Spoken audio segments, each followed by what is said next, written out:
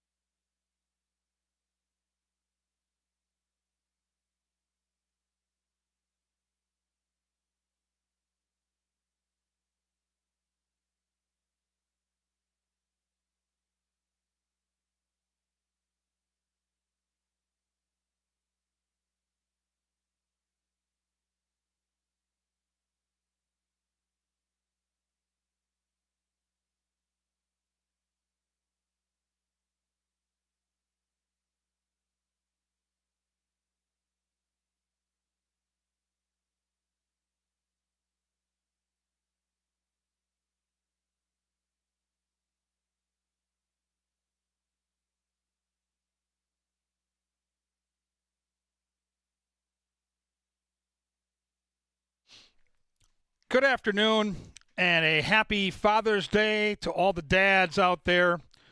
And welcome to beautiful Canterbury Park here in Shakopee, Minnesota, where the main track today is listed at good. And we are off the turf. Main track good, off the turf. If you'll get your programs handy, we'll go over the changes on today's 8-race program.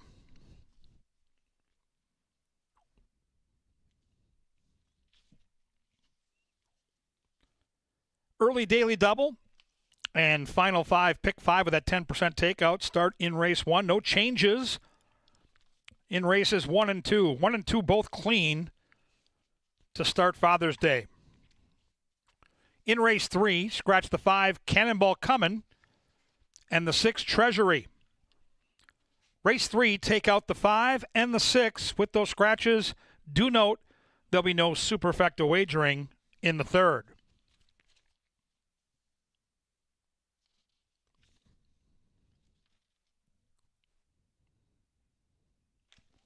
Race 4 is free and clear. No changes in this afternoon's 4th race.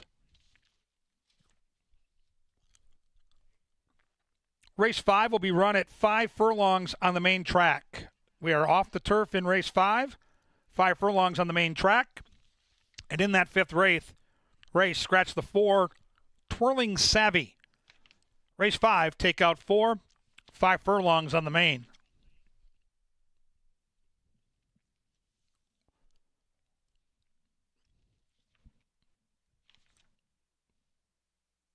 Race 6 is free and clear. There are no changes in today's 6th race.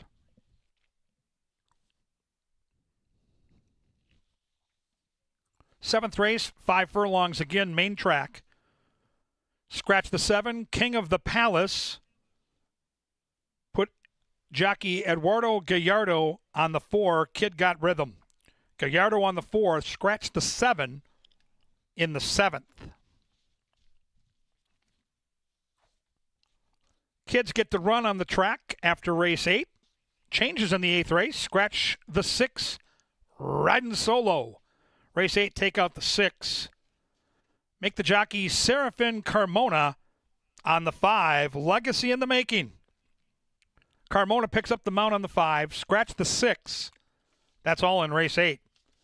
Main track good, off the turf. Happy Father's Day once again. Up next, Jeff Madej and Angela Herman from the prestigious studio here in the press box. Well, thank you, Kevin Gorg. I'm Jeff Madej. I'm joined by Angela Herman. Happy Father's Day to one and all. We've got a great day of racing today at Canterbury Park. We're off the turf, but the main track looks fantastic, and so do the food trucks. Yes, they do. We have food trucks for the fathers. Father's Day has always something tied to it. This year it's food trucks. We have all sorts of them. You can see them on the screen right now that are going to be out front. There's going to be some by the paddock. Take your pick. You have a lot of great food to choose from, and we wish you all a very happy Father's Day, including you, Jeffrey. We got some great dads up here in the press box, and we're glad to have all the great dads that came out today. They're coming in, and there's going to be a big crowd today and some good racing to go with it, like you mentioned. A good main surface to start out with, but it is hot out, so it should be upgraded to fast sooner than later. It is hot, and that's why that shaved ice food truck looked pretty darn good, or at least it will by 3 o'clock when we're out there in 90-degree weather. But you know what? Come back in 8 months and see how you like Minnesota. I'll take this every day of the year. Stop it. Let's see. What do we have coming up? Well, here's what we have coming up. We've got racing this coming Thursday at 5 o'clock. Thursday night racing, always popular. Cards are pretty competitive. There's a lot of wagering action going on, so Thursday nights are a must for wagering here at Canterbury. And then next Saturday, the biggest night of the year already, June 22nd, Northern Stars Turf Festival. The big one, yes. We have Northern Stars Turf Festival and that lineup behind us. Look around. All sorts of good stuff. We got turf racing, we got stakes racing, 10% takeout pick 5s, pick 4s. All of it is going to be integrated with some of the best turf horses on the ground and coming from out of town. For the Oaks, for the Lady Canterbury, the Dark Star Turf Sprint. You see it. You got to handicap it sooner than later as well, because this is a tricky puzzle for a few of these races. I mean, I guess you already think I have a cinch in the Lady Canterbury, but that is a competitive group as well. Take a look at this turf racing, because the Northern Stars Turf Festival is one of the biggest events, like you said, here at Canterbury. But it falls in a good time, too, where sometimes horses are in between meets, where they might go. There's not a ton of turf racing out there of this caliber. They come together for the Northern Stars Turf Festival and make it fun year in and year out. There's a couple of graded stakes winners that are entered. We've got Wesley Ward bringing a couple of horses in. Kevin Gorg very excited about Wesley Ward coming in. So that's going to be a huge, huge night of racing. Now, you're going to have so much fun today and next Saturday that you'll want to be here next Sunday as well, because the Basset Hounds are here. That's right. Floppy ears and all. Basset Hound racing. 56 Basset Hounds will be racing in 6 heats. I know you love it. Don't we all? Yeah, Yes. I And think I it's mean, fun. the Basset Hounds provided one of the finest moments of the Best in Show when I believe it was a Basset that got loose and got into the turf course. Apparently it was a turf Basset, but that's the next round of dog racing. The Basset Hounds are going to be joining us following up Northern Stars Turf Festival. Quite the weekend. Something for everybody, so make sure you get here as often as possible in the next week. Fun, fast, and unpredictable. That's the Basset Hounds. Now, That's the fair. jockey and trainer standings. Yeah. Since we need to get down to business today because we want to cash tickets and make money for all the fathers. The Luis lawful Fuentes, our top jock. Yeah, he's our top jock, and he's the top jock by now 4. It was a little bit closer earlier in the standings, but Eduardo Gallardo does have some mounts that I think can win today. Little break between him and Alonso Quinones, but you see how close it gets underneath them. It's going to probably stay that way, at least for a little bit. These two have a lot of mounts, but you can see up and down the board, lots of different specialties among these jockeys too. We talk a little bit more about that through the card, but there are some of these that can bring in prices and have specialties. We'll talk more about that again later, me and Kevin. Good to see Eddie G back in action. Eduardo Gallardo, he got hurt last week, came back to ride and swept the card last night. He did sweep the card last night. And I mean, for what he's gone through this year and to keep coming back and keep plugging away and keep riding so well, I mean, he's going to be a big threat for Luis Fuentes, and these two have put on a good show already just in the opening stages of the meet. The trainers, much closer. We talked about this yesterday too. Cody Rosine just one ahead of Mac Robertson, but with less numbers. I mean, that percentage is outstanding, and it was from the beginning of the meet. He's one ahead of Mac Robertson. Just behind is Joel Burnt. 3 of them tied underneath. Larry Donlan's brought in some prices too. You can just see how close this is going to be, and what is usually, or has been in the past at times, a runaway for a few barns is not the case right now. I had to pull out my phone because I want to make sure I enter the $40 Canterbury Park feeder today. If you go to ExpressBet, the official ADW of Canterbury Park, along with First Bet, you can enter this contest. It's $40. $20 goes into the prize pool. 100% of that is paid back as prizes. $20 a live bankroll. You're making some win-place bets. Check it out on ExpressBet. And if you need past performances, well, each and every day, brisnet.com. That's your answer. You can go online and download every day of racing at Canterbury Park absolutely free. So you can do your own handicapping. I mean, Angela's going to give you a multitude of winners, but at some point, I mean, what if she's not here? You need to learn to do it for yourself, and you can do it with these free past performances from brisnet.com. Other great wagering opportunities, the pick 5s. Yes, you can use those Brisnet PPs to cap up the pick fives. You're going to have to go through the whole card if you want to do it. Remember, they start in race number 1 and race number 4. That's the final 5. Both of these are 10% takeout, pick fives, a 50-cent minimum. If you're on track today, brought out dad, you never tried a pick 5, there's no better time to do it. Again, they start in the first race. That's in 38 minutes. You also have the 4th race, too. Take account of some of the changes. Get your Brisnet PPs. Get them ready. Get in the contest. Get in the pick 5. There is so much opportunity to make money today. I mean, once you're out of line with the food trucks, get to it because they start very soon. Absolutely. It's a pleasure and a privilege to have you joining us here at Canterbury Park on Father's Day. Hope that you enjoy yourselves, get out, eat, drink, and have a lot of fun. Coming up next, Today at the Races with Paul Allen, Kevin Gorg, brought to you by Touchdown Tile. Enjoy.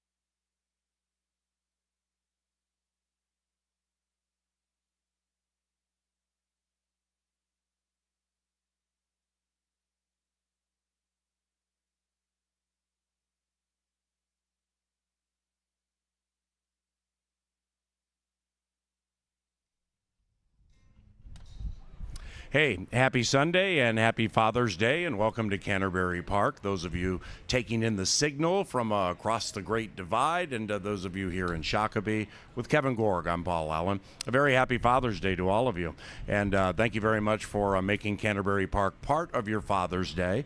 It's always a very special day on Father's Day for many of us here, but Jeff Madej in the press box, Kevin Gorg, yours truly, handicapper Jay Litza for the Star Tribune, Ted Gravelis, just many that we've known for many years.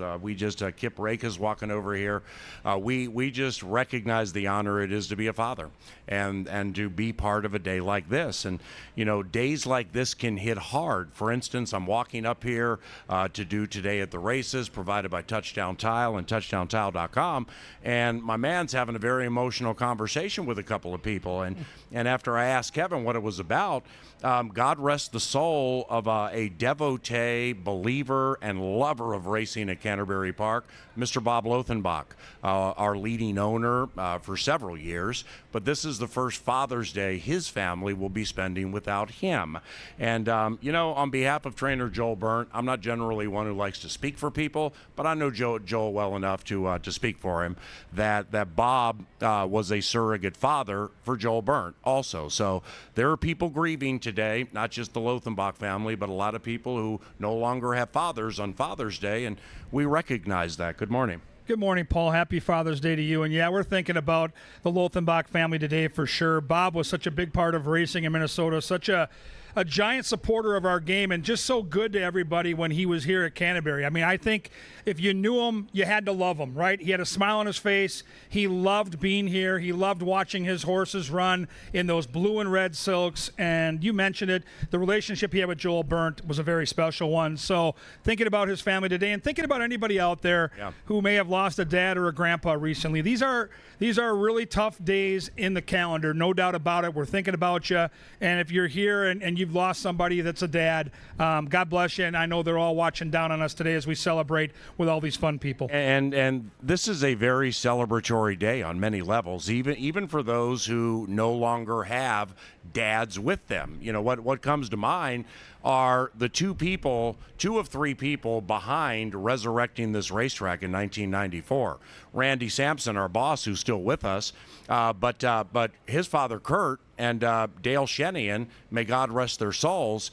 You know, there is no Canterbury Park without Kurt and or Dale Shenian, and they both died within the last 5 years. So may God rest their souls, and to the Sampson family, the Shenians, and everybody else, happy Father's Day from all of us here at Canterbury.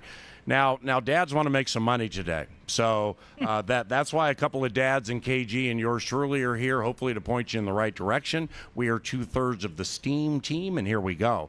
We ran one race yesterday, and because of the rain situation we had and the track condition, we canceled after race number 1. So we're fresh and ready to go here for this 8-race card today off the turf. Main track is listed as good. We have no scratches or rider changes in race number 1.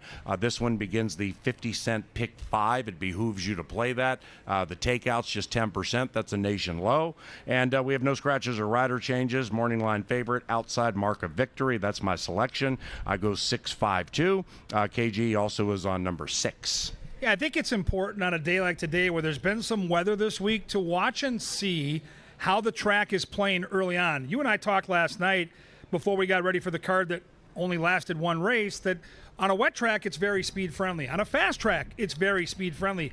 On days like today, where there's moisture in the track and the track is listed as good, I sometimes think a foundation and horses that can finish have more of an advantage. So that's what I'm looking for. If it's playing to speed, the 2-horse might be long gone. She's going to be loose. She's misclassified. She looks like a horse that if she's able to get out there and clear off by a few lengths, she might take some catching. But I'm banking on this track, allowing for horses up front to come back a little bit. I think it's going to be a deep, tiring track. And I want a horse like the 6, Mark of Victory, with a foundation, who runs every race and is just knocking at that door for Valerie Lund. I think today's the day with G-Rod. They get it done. I go 6-2-1. 6-5-2 for me. And Kevin, just to amplify a little bit with Mark of Victory, I think that post, the outside post, is going to be able to dictate where Rodriguez can put the filly, so that he can be exactly as far off as he wants. I like Kevin, I don't anticipate Mark of Victory battling for the lead, but we out of 11 races, we have 9 turf races, 6 seconds. So this is only the 3rd time on the dirt, and the last time on the dirt wasn't bad. So I'm going to take a stab like Kevin. And I will bet number 6 to win if I can get 5-2 or higher. Race number 3, make that race number 2. Before race number 3, we have big news for you with the Culver's Canterbury Kid, but stand by. Race number 2, beginning the pick 4, no scratches, no rider changes. The Steam team is unified here. We all like number 1, Cool Karma. Yeah, Cool Karma had a really troubled trip in her only race, and that was Maiden Claiming. Now it's a new hotel, new trainer, off nearly 7-8 months, and we come back with some nice workouts. Yeah, this feels like a horse that's going to improve sharply. It is Joel Burnt. Yeah. His go-to guy, Constantino Roman, takes the mount. I think the horse to beat is clearly the 6-horse, Charlie Paints. That horse is going to get a really nice stalking trip with Eduardo Gallardo. If you're new to Canterbury, Gallardo and Fuentes have caught the eye early. Roman is solid as the day is long, but Gallardo is a guy that can really win races in bunches. Watch out for him in race 2, but I go 1, 6, and 3. That Charlie Paints, when she debuted debuted last year, man, she took a lot of money late. She was a steamer. Got bet down to even money, didn't really have any significant trouble, and just didn't run well. I mean, had a bad day at the office, laid off until opening day, ran second. I thought the horse was going to win at the 8th pole, but then all of a sudden everything stopped. So trainer Joel Burnt, one of the greatest in the history of this racetrack, he bookends the field.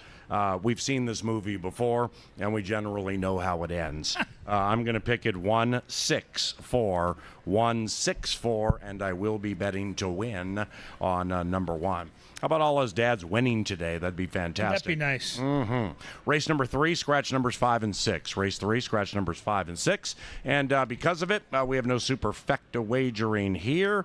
I'm on number 7, Launched. Kevin is on number 4, Heroic Song. What led you there? Well, I think Launched is the most likely winner, but I do think the pace is going to be hot. I think the 1, Sam Says, is going to go. I think the 3, Philo Badeau, has to go. And we know what Launched is. Launched is a really nice horse. Broke a little slow last time, hustled up. Go back and watch that replay. Much more impressive than what you see on paper. However, Heroic Song should get the perfect trip behind what should be a pretty solid pace battle with some fast fractions. So I think the 4 picks him up late. Again, my theme in my handicapping is deep, tiring track. We'll see how it plays out. Yeah. But for now, I go 4, 7, and 2. Well, that's a great point. And when I handicapped this a couple of days ago, I didn't realize we were going to cancel, get that much rain, have a drying out track. I'm still going to stick with my pick, Launched. And kind of a theme that I've had here, Kevin, to a certain extent too, is we watched horses ship here from Turf Paradise and have their troubles over the first 2 days. So with all due respect, I was out until they start showing that they can compete with a certain level of horse here. And I ain't trying to make Canterbury Park sound like Saratoga, but the numbers are the numbers. Well, Launched came here, went off favored, didn't exactly crush, got very tired late, but found a way to win. So I think Launched is going to be stronger off that effort. And this De Silva, Jose Silva pairing, they're 3 for 10 at Canterbury this summer, and they're 21% over the course of the year. So I actually like this horse a lot because of the post. There will be speed. I think Launched is going to be too fast as they approach the top of the stretch. Open up and then hold off some others. 7, 1, and 4 in race number 3. Now, before race number 3, on screens you will see a QR code. It's going to take place right after KG's power play. Those of you here with kids, scan that QR code because then your child becomes eligible for the Culver's Canterbury Kid, where there's a gift that goes along with it. So that's before race number 3. Look on screens, big screen in the infield for a QR code. Scan that bad boy. Up to race number 6, we're going to show the pictures of a bunch of kids, but we will honor and we will give 1, 2, or 3 of them, all 3 of them, Culver's Canterbury Kid honors. That'll be before race 6. Race number 4 on the good main track, which could be fast by this stage. It begins the second of 2 pick 5s. No scratches, no rider changes. All sides of the steam team seem to be liking number 3, Flash Humor, and that is the power play. Yeah, the bunny going to get the money in race 4 for me. I really like Flash Humor a lot. Sneaky troubled trip last time. I think able to sit off the pace and pounce. There's a theme to all my picks today. And if the track's playing like a conveyor belt, I'm going to be out on all my bets. But I really do think the moisture in that track allows for horses to make up ground. This looks like a horse sitting on a win. I put the 5 in second.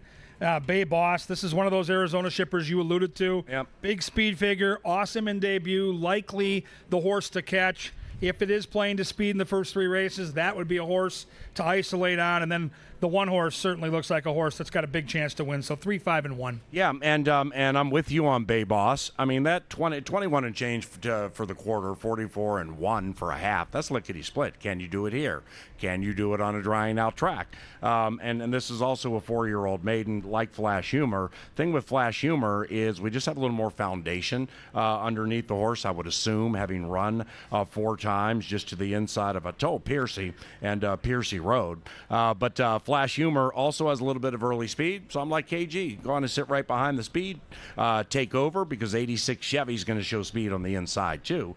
And then just take over with a football field to go. See you, Johnny. And to score a touchdown for Hida Bousse. 3-5-1 in race number 4. 3-5-1 in race number 4. Now, the 5th race is off the turf. Our grass course is very wet right now due to more than an inch of rain Shakopee got in a very short amount of time. Race number 5, so we stay at the same distance, no turf, and scratch number 4, Twirling Savvy. 537. I got 537. I like Anna Lee a lot. I'm really hoping to get 3-1 on Anna Lee. That would be my biggest win bet of the day if I do. Yeah, this is the puzzle it is. Surface changes. I was all in on the 1, Manhattan Cherry on the turf. That horse really caught my eye last year. Won at 23 and 22-1 in back-to-back races on our grass. She loves our turf course. She's okay on the dirt, but I think it opened up the race for other horses, and the one you mentioned also caught my eye. I think Anna Lee showed in her debut last year on July the 2nd that she can handle this main track. I think she's got enough speed, but she doesn't need the lead on the cutback, going turf to dirt, shortening up from a mile-long trip. Now that we're on the dirt, the horse to beat is the 3 for me. Don't be fooled by that morning line 9-2. This horse is a major player here, 5-3-1. 5-3-7 for me. A wild card I would add in here is number 2, Because. Now, this one comes off the layoff, all right, and didn't necessarily run well off a layoff last year, but is 0 for 6 on the turf, so 4 for 17 on dirt. So this one caught a break by the race going off the turf. Sure. And Vic Hansen's a terrific horseman. So this one's going to be ready to go, looking to win 2 in a row. I mean, the last time Because was seen was December last year, beating $35,000 allowance types in Oklahoma City. So she is up to the task if she's ready to go, and Vic's a good horseman. Just keep that in mind. But 5-3-7 for me. Race number 6, beginning the final pick 3 of the week. We race Thursday, Saturday, and Sunday next week. We began our Thursday swing recently, and we begin at 5 o'clock on Thursdays. Race number 6 is cool. We have no scratches in here. My son Derek Allen, who works here at Canterbury, annually, his Father's Day gift to me is we co-call a race together in the winner's circle, and we're going to do that for race number 6. This will be the 6th one that we've done together. So little Larry and I will be down in the winner's circle celebrating Father's Day, hopefully with Bugler upsetting Dr. Oscar. I'm ready to hear from Pete Mattson for the next 3 months for picking against this horse and watching him win at 3-5. It's one of our great owners. I happen to like Bugler a fair amount in this race. I'll tell you why momentarily. You're all over Oscar, right? I just think if you're going to put a horse like this in this spot, then there's got to be a reason. He comes back barely a week after a troubled trip last time against Sir Sterling. He was 10 cents on the dollar. Yep. He's got 7 wins here. I don't love the post draw. I'll be honest. The inside post for Dr. Oscar did not do him any favors. It probably forces the hands of Alonso Quinones, his jockey. And if he does get hooked early, he could be vulnerable late. He just has a class edge over this field, and I trust Dr. Oscar on his home track. I think it's really cool that you and Derek are doing the father-son call on this race, because to me, these are the types of horses that get me excited to come to Canterbury on a Father's Day. Minister of Soul, the game-old 10-year-old, Bugler, your horse, Tony's Tappet. These are hard-knocking allowance/stakes-type horses. This is going to be a fantastic race. So yes, the one I think wins, but I don't think it's as easy as people are going to bet. And if this horse is like 2-5, then I'm with you. I'm going to go shopping for a price. Yeah, I like Bugler, and I got beat by Bugler last time. I think I bet Grew Dragon, and I went back and watched the race because I thought Bugler a first time over this track in some time, and he's 3 for 10 at the distance, but he wins 33% of the time at this track. I thought he was starting to get tired, but then he found another gear and he ran away. Kevin's right about the class. Dr. Oscar's made $350,000. Bugler has a better post. He is almost as fast as him, and he's able to sit right behind him. If he makes a mistake, Bugler's going to capitalize. So I'm going to take Bugler. I just think he's amazingly sharp right now, and quite honestly, performing the best he ever has in his life. So I'm going to take Bugler. I'm going to bet him to win. 3-1-2. Race number 7. The penultimate, off the turf, distance okay. Number 4, Kid Got Rhythm, picked up by Eduardo Gallardo. And scratch number 7, King of the Palace. King of the Palace is out. Dissenting win angles on race 7 with the Steam team. Angela likes number 8, Jackson Action. I like number 1, River Ransom. KG's on Midcat.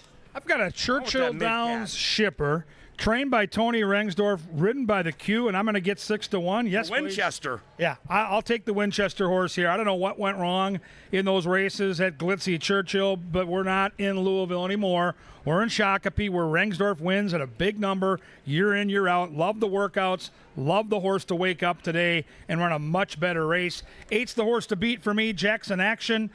Joel Burnt so good. 3, 8, and 1 for me. Yeah, I'm gonna reluctantly roll with River Ransom, and I originally selected this horse because we had some turf experience, but I'll stick with him.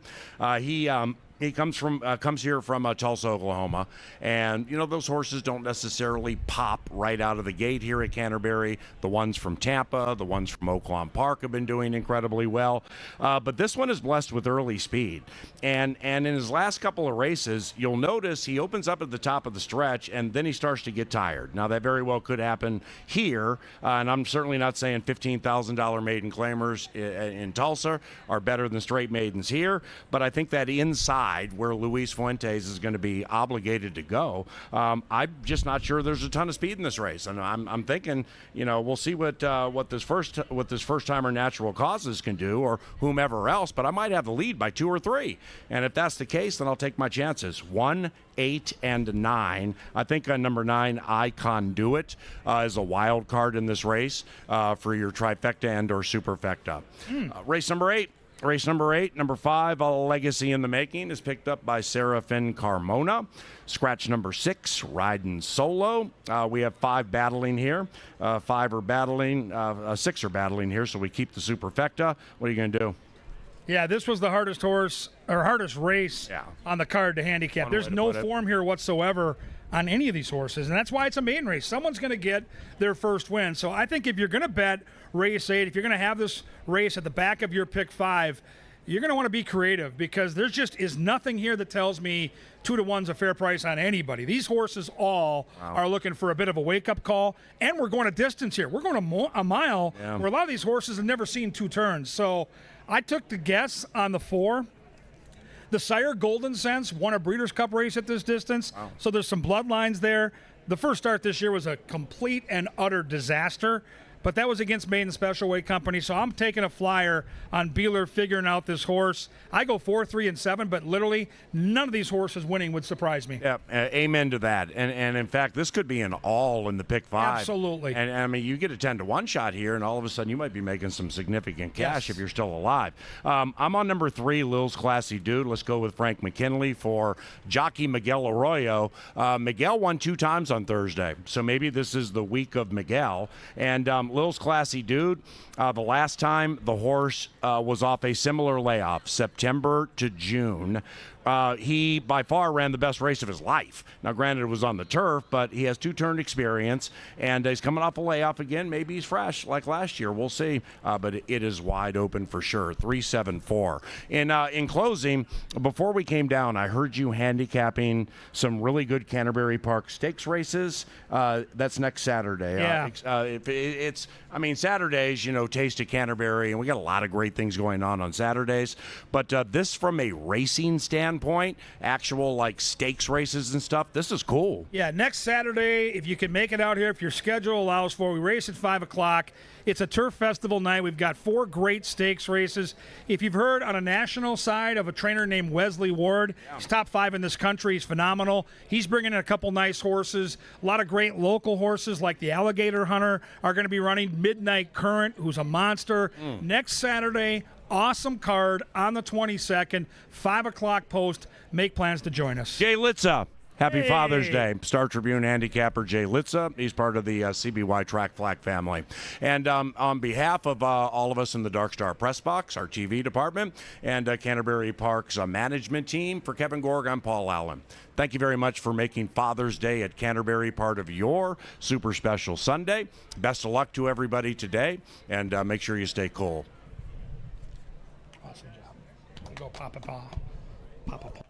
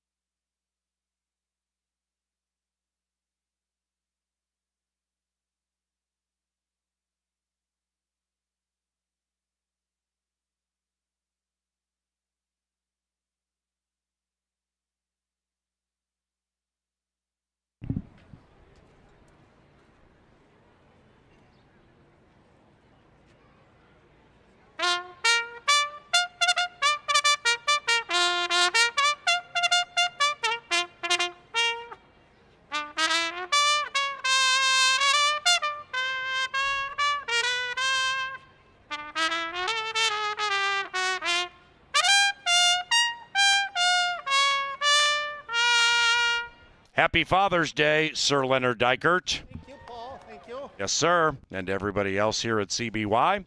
Welcome to the races. The first, unofficially, is the SJ Mix Classic. We have no scratches and we have no rider changes. The main track starts as good. It is Pepsi Family Day, so pony rides, face painting, kids crafts. We have the Pepsi Playground, the arcade, and much, much more. We thank Apple Autos, Continental Diamond, Jim Beam, Kim Crawford Wines, Quick Trip, Maker's Mark, the Minnesota Lottery, Michelob Ultra, and of course Pepsi for Family Day today. Welcome to our featured groups. They include Barch, Reuter, Father's Day, and Stella's birthday, and the Knutson Father's Day celebration. 3 minute.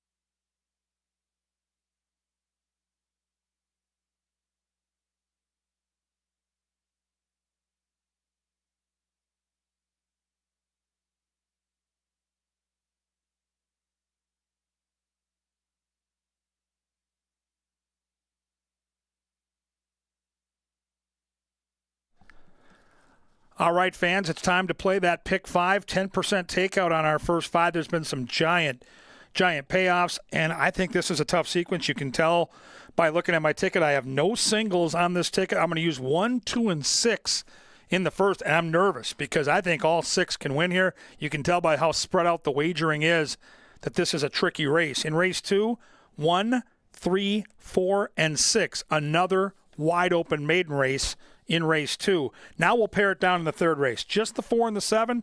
I like Heroic Song, but I do think Launch the 7 is the horse to catch and the horse to beat. In race 4, 1, 3, and 5. 3, Flash Humor, my top pick.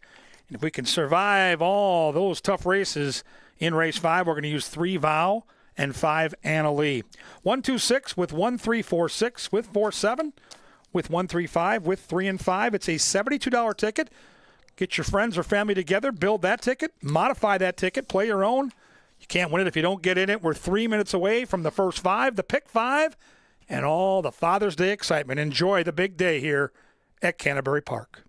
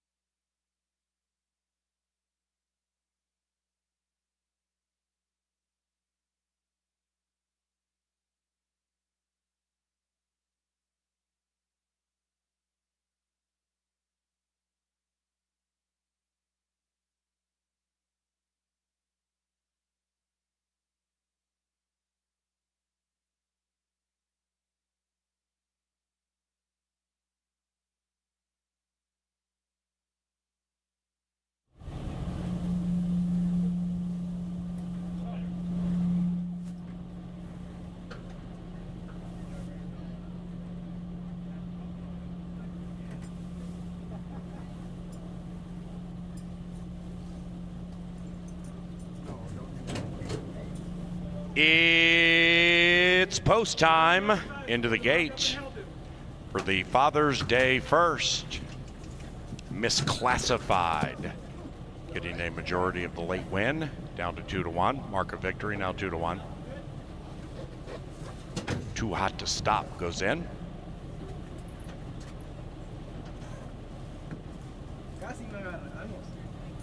Two back. One out.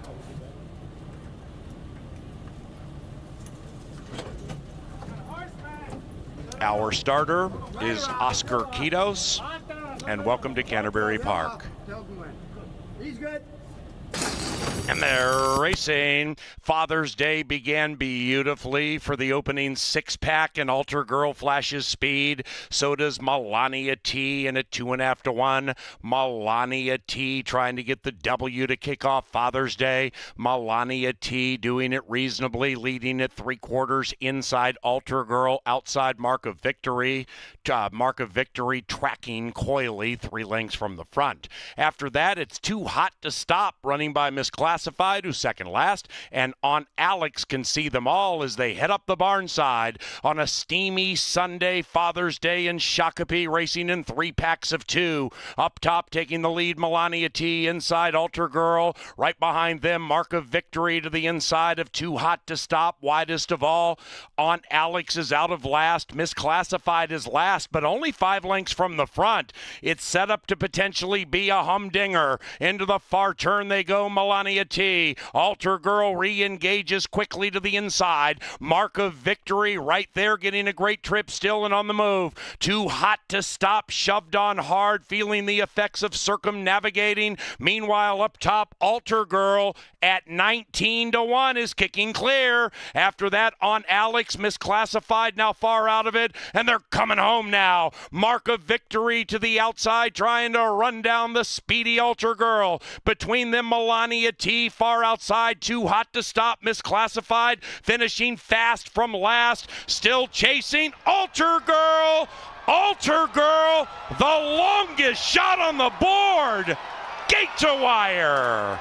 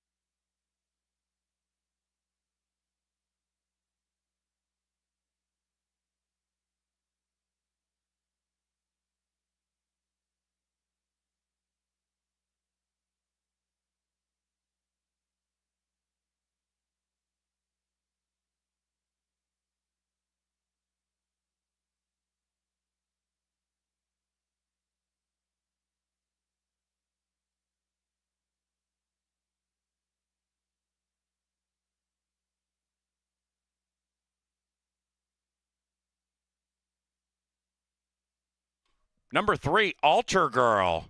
First. Second 5, Melania T. And a photo for the show. Results are unofficial. Hold all tickets. The numbers 3, 5, 2, and 6. Race 1 provided by Loeffler.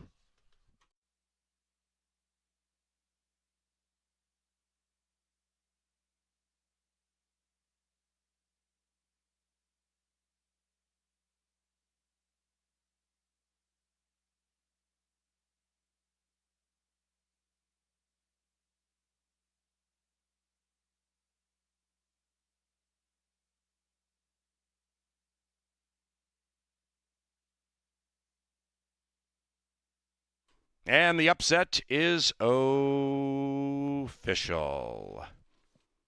Altar Girl, $40.20 for a $2 win wager. First Superfecta, $116, favored in third. 3-5 Exacta, $117. And the 50-cent trifecta, 3, 5, and 2, $178 and a nickel.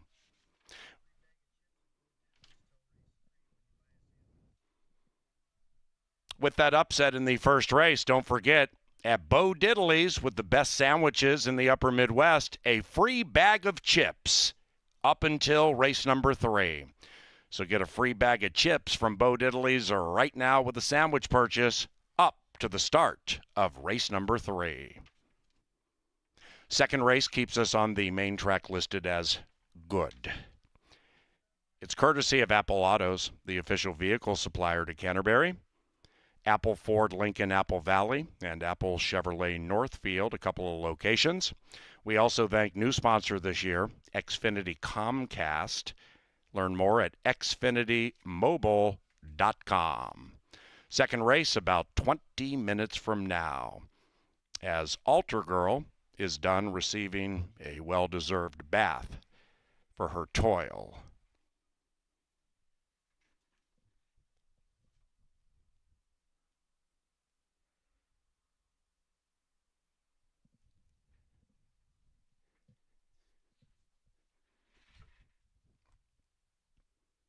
In the winner's enclosure, Altar Girl and Seraphin Carmona.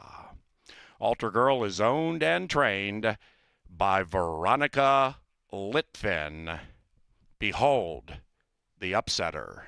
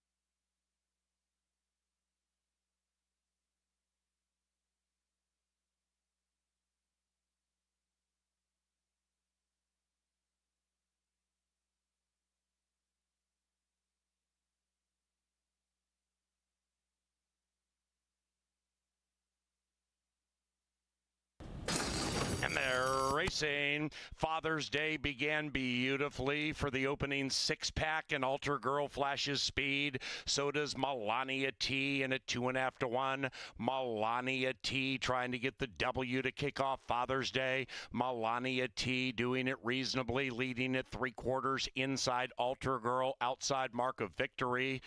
Mark of Victory tracking coyly 3 lengths from the front. After that, it's Too Hot to Stop, running by Misclassified, who's second last, and On Alex can see them all as they head up the barn side on a steamy Sunday Father's Day in Shakopee, racing in 3 packs of 2. Up top, taking the lead, Melania T, inside Altar Girl. Right behind them, Mark of Victory to the inside of Too Hot to Stop, widest of all. On Alex is out of last. Misclassified is last, but only 5 lengths from the front. It's set up to potentially be a humdinger. Into the far turn they go, Melania T. Altar Girl re-engages quickly to the inside. Mark of Victory right there, getting a great trip still and on the move. Too Hot to Stop, shoved on hard, feeling the effects of circumnavigating. Meanwhile, up top, Altar Girl at 19 to 1 is kicking clear. After that, On Alex, Misclassified now far out of it, and they're coming home now. Mark of Victory to the outside, trying to run down the speedy Altar Girl. Between them, Melania T far outside, Too Hot to Stop, Misclassified, finishing fast from last, still chasing Altar Girl. Altar Girl, the longest shot on the board, gate to wire.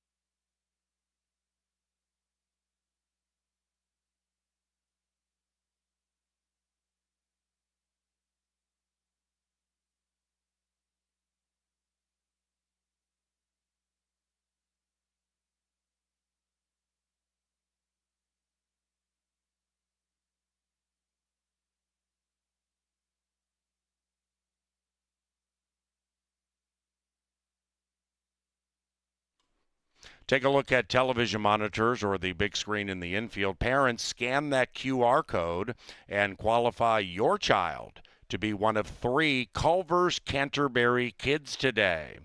We will be dispersing photos of kids throughout the day, as we are wont to do on Sundays. Up to race number 6, we will announce the 3 Canterbury Culver's kids.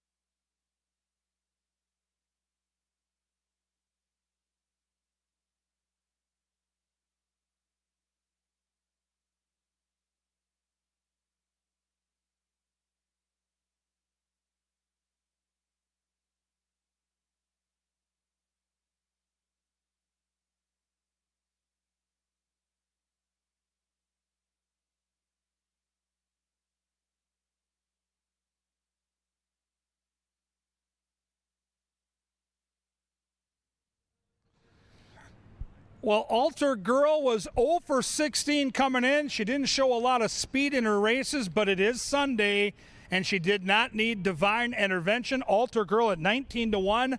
Seraphin Carmona, the bug boy, strikes again, and we are left wondering how.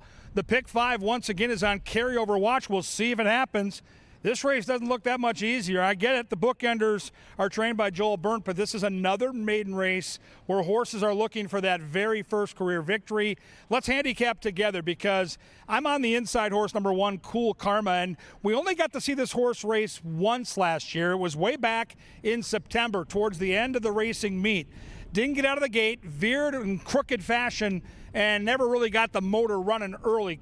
Clomped into 4th, beaten 10 lengths, but did show a touch of talent in the morning workouts getting ready for today. And really, if you're going to bet this horse and tout this horse like I am, you're banking on Joel Burnt. He's one of the best trainers in the history of our racetrack. He's had now 8-9 months to get this horse back and ready for the races, and the breeding is there. So I trust Joel. I think Cool Karma from that inside post shows much more speed today, and I think from that post she'll need to if she's going to win.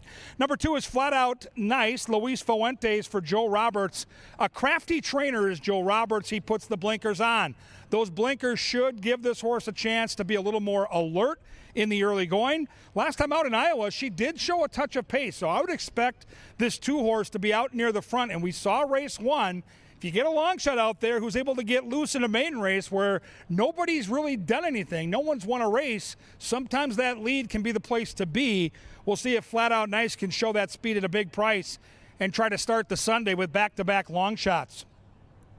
Number 3 is Pearl Button, Luis Valenzuela for Mike Beeler, another trainer that year in, year out does great things at Canterbury. This horse has great bloodlines. The daddy dialed in was on the Derby Trail, ran in that Kentucky Derby back as a 3-year-old. So I think this horse certainly has the talent to win a race like this. Pearl Button in the early wagering, lukewarm, I would call it at best, 9-2, but I've watched her in the saddling enclosure. She looks the pro as she gets ready to rock and roll on this hot day. I want to see a good-looking coat. I don't want to see too much wasted energy. And right now, the young ladies come out to parade for us here in the paddock and on those television monitors. So back to Pearl Button. She ran 3rd last time behind Honorable Mischief, who was a hot favorite. She's 2nd off the layoff for a good trainer. I think 9-2 is a very fair price indeed. Number 4 is Hot Charlotte. Charlotte's ridden by Kelsey Haar, trained by Brucey Rican. She goes turf to dirt, and she showed a ton of early speed last time. You can bet she'll be out there winging it today. Crafty Connections, the mouse is on board, and 5-1. 5 is Hazard to Your Health, another Joe Roberts charge. Here's Carmona again. If he wins this one, we can change his name from Seraphin to Sarah Wynn. The jockey that won the first race at the big price is on this Iowa Invader. Another horse putting blinkers on for Joe Roberts, so expect some more speed. Carmona on the 5 at 6-1. The morning line favorite is Charlie Paints. Danny Chersvik, the owner, right now hunkered down in the Champions Club at Target Field, watching on his phone. Good luck to my good friend Danny. Eduardo Gallardo for Joel Burnt. So Joel Burnt bookends the field with a couple of major contenders. I love the outside post. That will give jockey Gallardo plenty of options out of the gate. I would expect this horse to be somewhere just off stalking. And absolutely positively, if I'm going to build an exacta or trifecta, there's no way I'm leaving the 6 off my tickets. These are Minnesota-bred girls, and they're getting set to battle at 6 furlongs. Now, there is still a big crowd coming in. We've got food trucks dispersed all over the plant, also on the front side by the just past the finish line. But this is a perfect day to stop by the info center on the main level or on the clubhouse level and tell them you want to learn how to download the First Bet app. What that app will do for you is allow you to avoid all these lines today with the big crowd on Father's Day. You deposit money in, you make your bets on the property all day, and at the end of the day, you deposit that money right into your bank account. The First Bet app, you need to stop by the info center on the main level or clubhouse level. You'll never wait in line to make a bet again. Get the First Bet app. It's the preferred app of the Sharpies up in the press box. Food trucks are ready. Pepsi Family Day is underway. Welcome to Canterbury Park as you come in.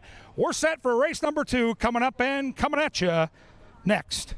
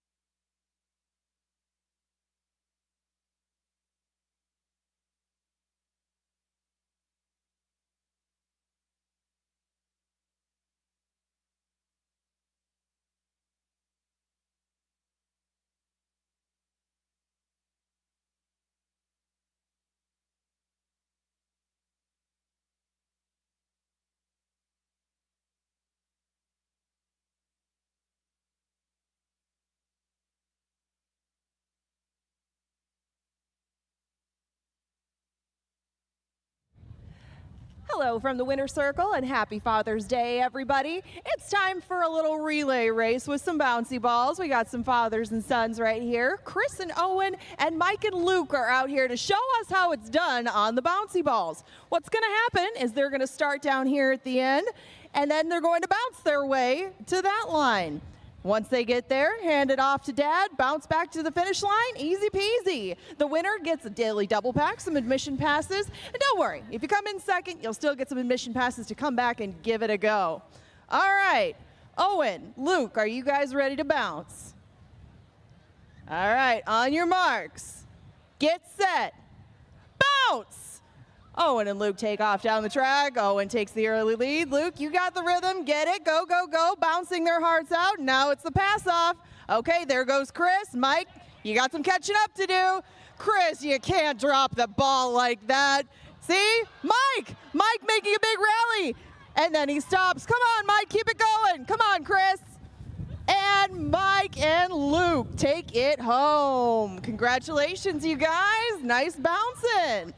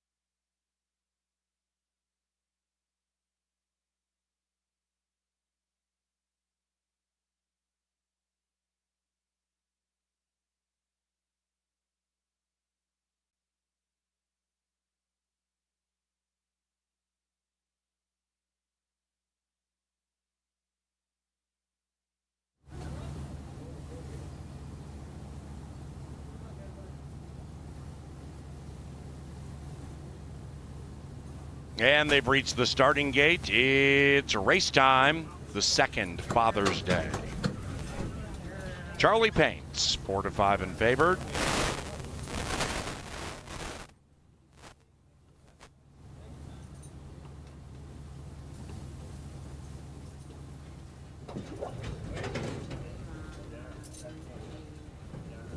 Hazard to Your Health moves in. Ryder looking for a double sweep. I don't do it for all of them. I've been doing this one. Trust me, it's not my thing to do, but I know this one. Pearl Button. And here is Charlie Paints.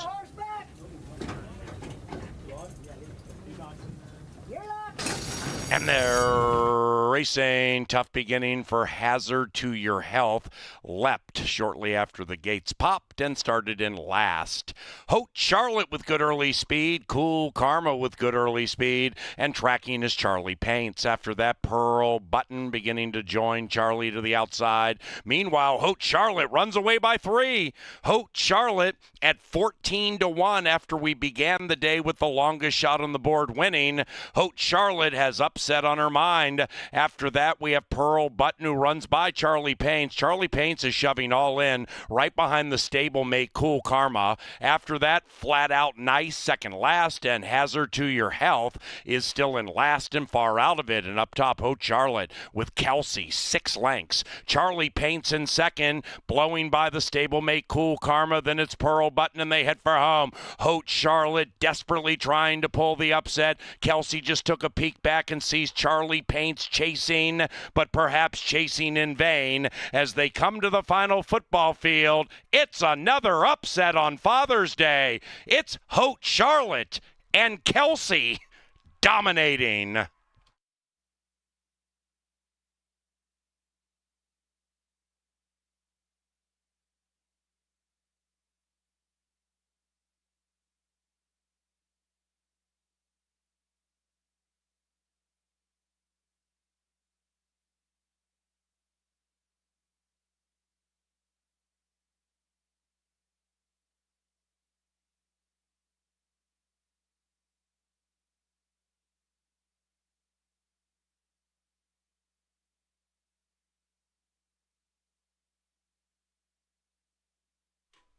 For Haute Charlotte first.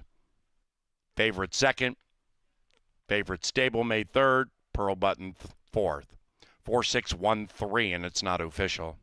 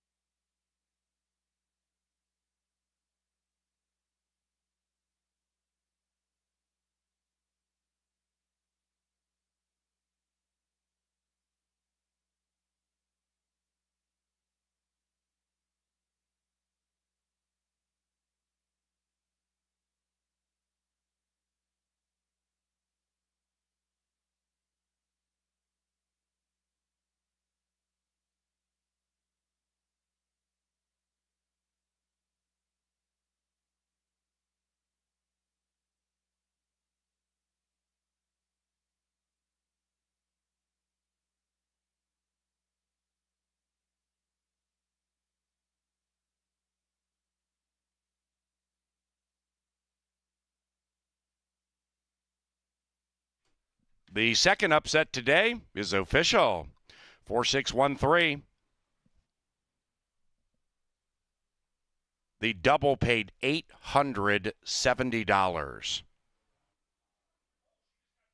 from race number 1 as the cantankerous Haute Charlotte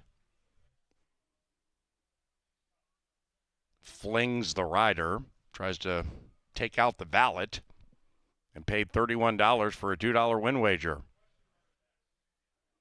Here comes Haute Charlotte. The winning rider, Kelsey Haar. Haute Charlotte is owned by Anthony Didier and the winning trainer, Bruce Rican.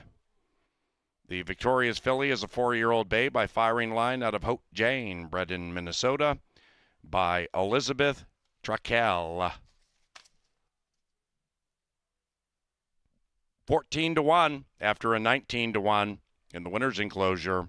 Behold, Charlotte and Kelsey.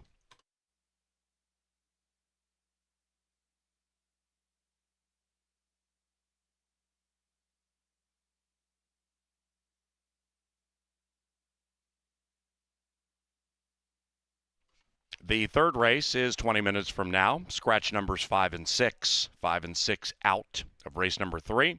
Thus, no superfecta wagering. The third race scheduled for right around 2:10. And this one is courtesy of Anheuser-Busch. And we also remind you that Canterbury and Anheuser-Busch have joined forces with Folds of Honor, supporting families of America's fallen and disabled veterans and first responders. For every 16-ounce can of Budweiser beer purchased here at the park, $1 is donated to the Folds of Honor Foundation.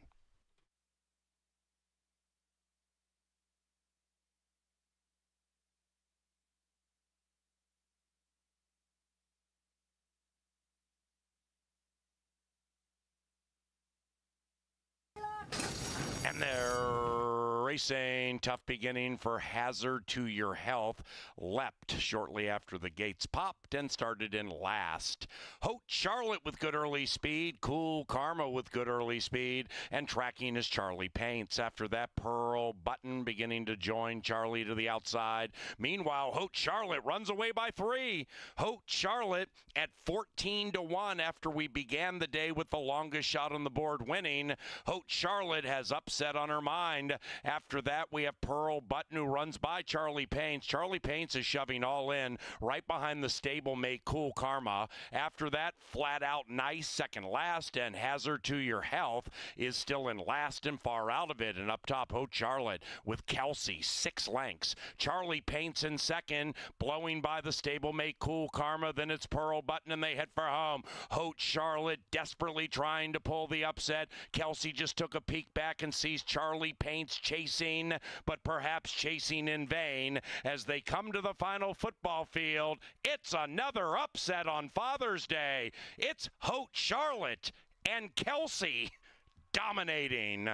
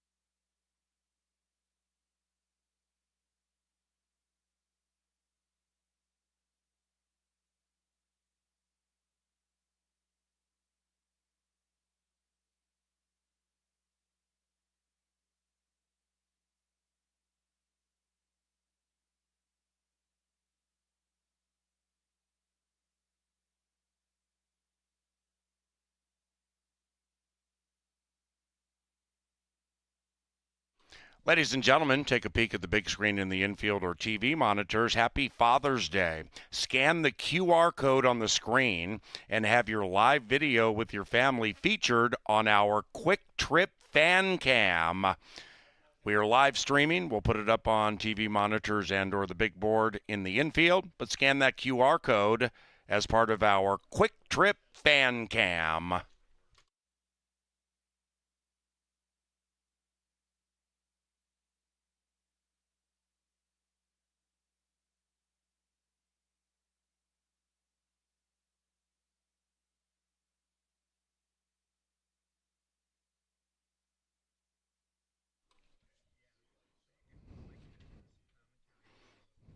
There you go, ladies. Thank you very much for the live stream. The ladies on television monitors and the big screen in the infield. There's my man right there. What's going on, buddy? Good luck with race number 3. Some kids here for Father's Day. Scan that QR code, live video, or pictures. And we have the greatest fans in the country, a very large crowd today for Father's Day at CBY. We heart you too. There's a happy dad on Father's Day. Happy Father's Day, my brother. Scan that QR code. It's part of the Quick Trip Fan Cam. That's cool.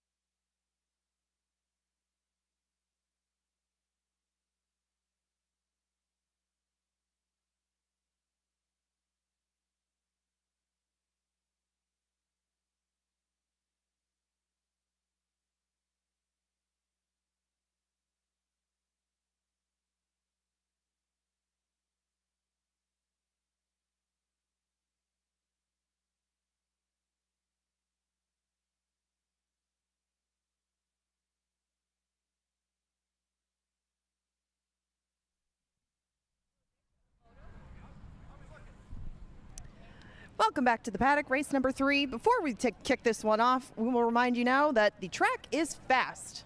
Our track is now upgraded to fast. We have 11 minutes until race number 3. A couple of scratches out of here. If you would please take out the 5 and the 6. That eliminates superfecta wagering from the equation, but we still have 5 going to the gate, and Sam Says will lead them out. He was kicking a little bit back in the saddling stalls, but it looks like he's settled down now. And Sam Says has done most of his best lifetime work in his home state. He is a Minnesota bred. And last time he tried Minnesota bred allowance foes, it worked 2 back, didn't work so well last time on the turf, so they'll get him back to what he does very well. That is sprinting on our main track. Sam Says from the inside will probably have to gun, but that has been a winning strategy thus far in the first 2 races. Does have a lot of speed to his right, but not maybe the 2 Lamunati. This one comes off a 7th place finish at Oaklawn. We've seen Oaklawn shippers do very well when they come up here to Minnesota. He's got a good clip lifetime, but lately he's been picking up more pieces than wins. He has been doing that against very tough company, though. You can see allowances, open claimers, even those condition claimers down there, and wet tracks. A lot has been thrown at this horse lately, and he was claimed 3 starts ago from the Asmussen barn. We'll see how he handles this track, though. Might end up a little bit further behind than he would like to be, at least the way the surface is playing right now. And that could be from both of the Roberts trainees. Philo Bideau, the one right next door, was super fast on the turf, has to prove that he can translate it back over to the dirt, but you can look up and down the line of his last set of races. This horse is usually contesting things on the front end, if not leading outright, and it could make it very difficult for anybody that wants to go and lock horns with him on the front end. That's what led me to the horse just to his outside, Heroic Song. This one can sit close to the pace, but normally just sits right off it, and that's what he did last time in his 3rd behind Launched. Problem is he's been beaten by Launched and Sam Says in his last 2. Needs to find a way to turn the tables on those 2, but he is taking money at the moment. And if things do get very hot and heavy up front, and I thought they might, this horse could be the beneficiary laying right off the pace. Launched on the outside is very quick. He looks to add another win to his tab, and lately that's been full of wins. 4 of his last 5, just 1 loss in there. And Launched gets the outside post, has the speed, has a lot to like about him. I'm quite surprised that he's 5-2, but I would not expect that to last. Remember, you got 5 in the gate, so no supers, but you can still do exactas tries, win plays, show wagers, doubles, and pick 3s if you so choose. You got 9 minutes to do so, but make sure you find a monitor. The power play is coming up next.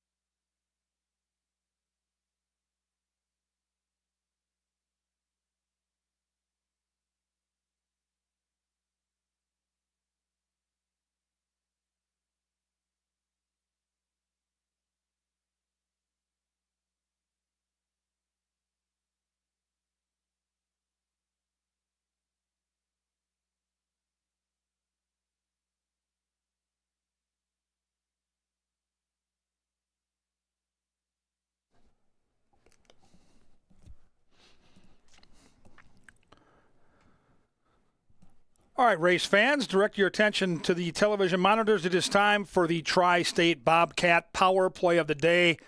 We're hoping that the power play dresses up like the Edmonton Oilers last night in the face of elimination in Game 4 of the Stanley Cup Final. Looking to light the lamp and get some money for us here. Race 4, the race right after this one. I'm all over the 3 Flash Humor. Let's take a look at the past performances. We'll start with last time out. Looks very nondescript, right? Third, beaten 6 and change against Army Kid. Came in from Lone Star. Not a lot to dig into, right? Not so fast.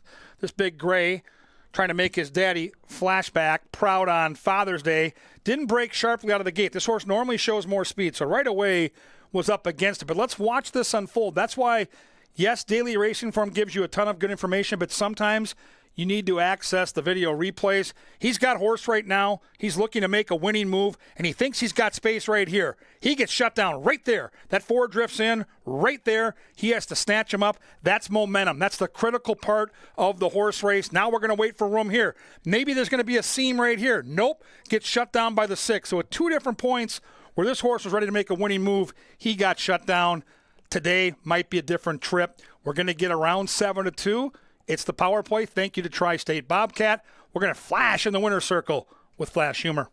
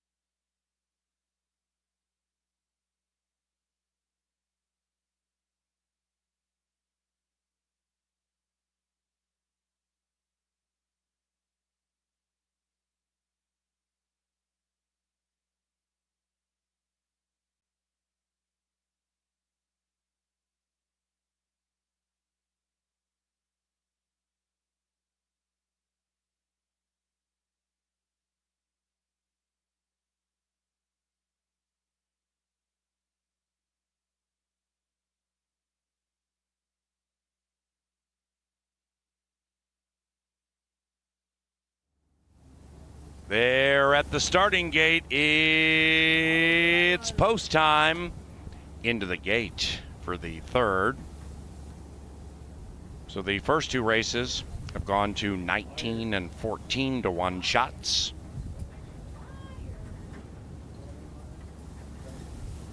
Markedly more tightly compact in the win wagering with this quintet launched 2 to 1.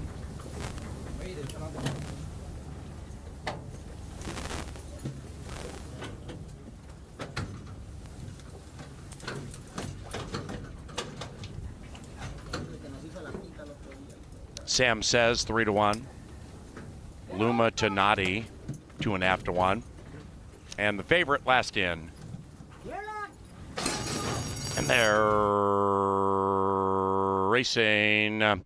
Philo Bedeau with that great early speed, zings off to the early lead, challenged by Launch in search of 2 in a row. Heroic Song behind them to the outside of La Mutanati, who's on the move coyly on the inside. Then we come back to Sam Says. The Minnesotan is 8 lengths rearmost. Chasing Philo, it's Philo Bedeau to the inside of Launched and right in front of La Mutanati. After that, we have Heroic Song prowling 5 lengths from the lead. Sam Says even farther out of it now. The well-supported Minnesotan not liking it today. Around about the quarter pole, Philo Bedeau at 6 to 1. The longest shot of the quintet shows the way. Outside of that is Launched to the inside. La Mutanati making a sharp move. And widest of all, Heroic Song is coming on fast. We have 4 in a line into the final 150. La Mutanati kicks clear beautifully. It is La Mutanati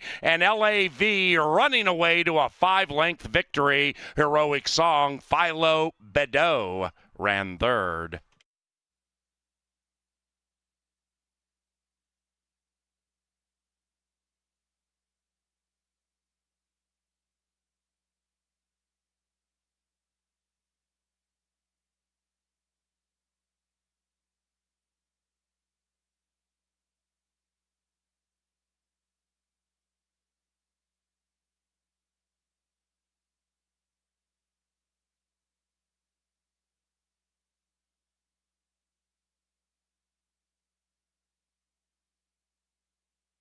Number 2, La Mutanati ran first. 2, 4, 3, 7 in race 3. And the winner also was claimed. Stand by.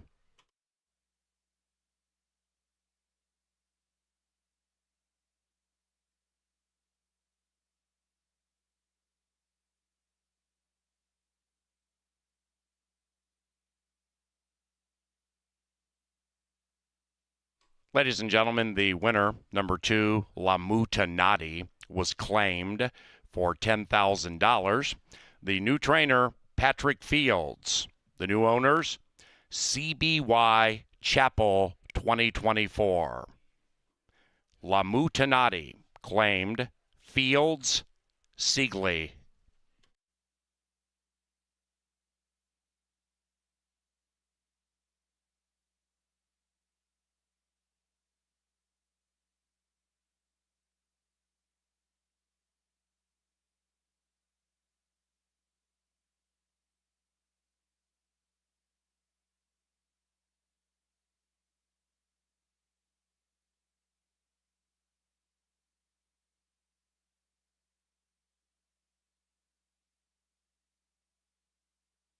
And the third race is official. First pick 3 paid on 2 of 3 winners, $63.80. That exacted $10.90. And the trifecta 243, $33.65. Race number 4 is 22 minutes from now. No scratches, no rider changes. And this one is courtesy of Maker's Mark and Jim Beam Bourbon. Elegant, smooth, refined. We also thank Busch Light, a proud sponsor of racing at Canterbury Park. Into the winner's enclosure, La Mutanati. And LAV, Luis Valenzuela. The winning owner and trainer, Wade Rarick.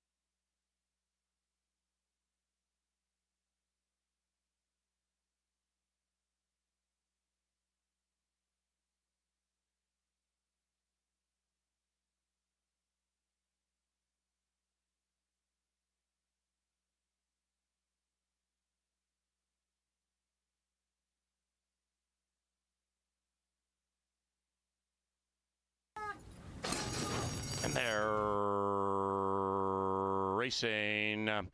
Philo Bedeau with that great early speed zings off to the early lead, challenged by Launch in search of 2 in a row. Heroic Song behind them to the outside of La Mutanati, who's on the move coyly on the inside.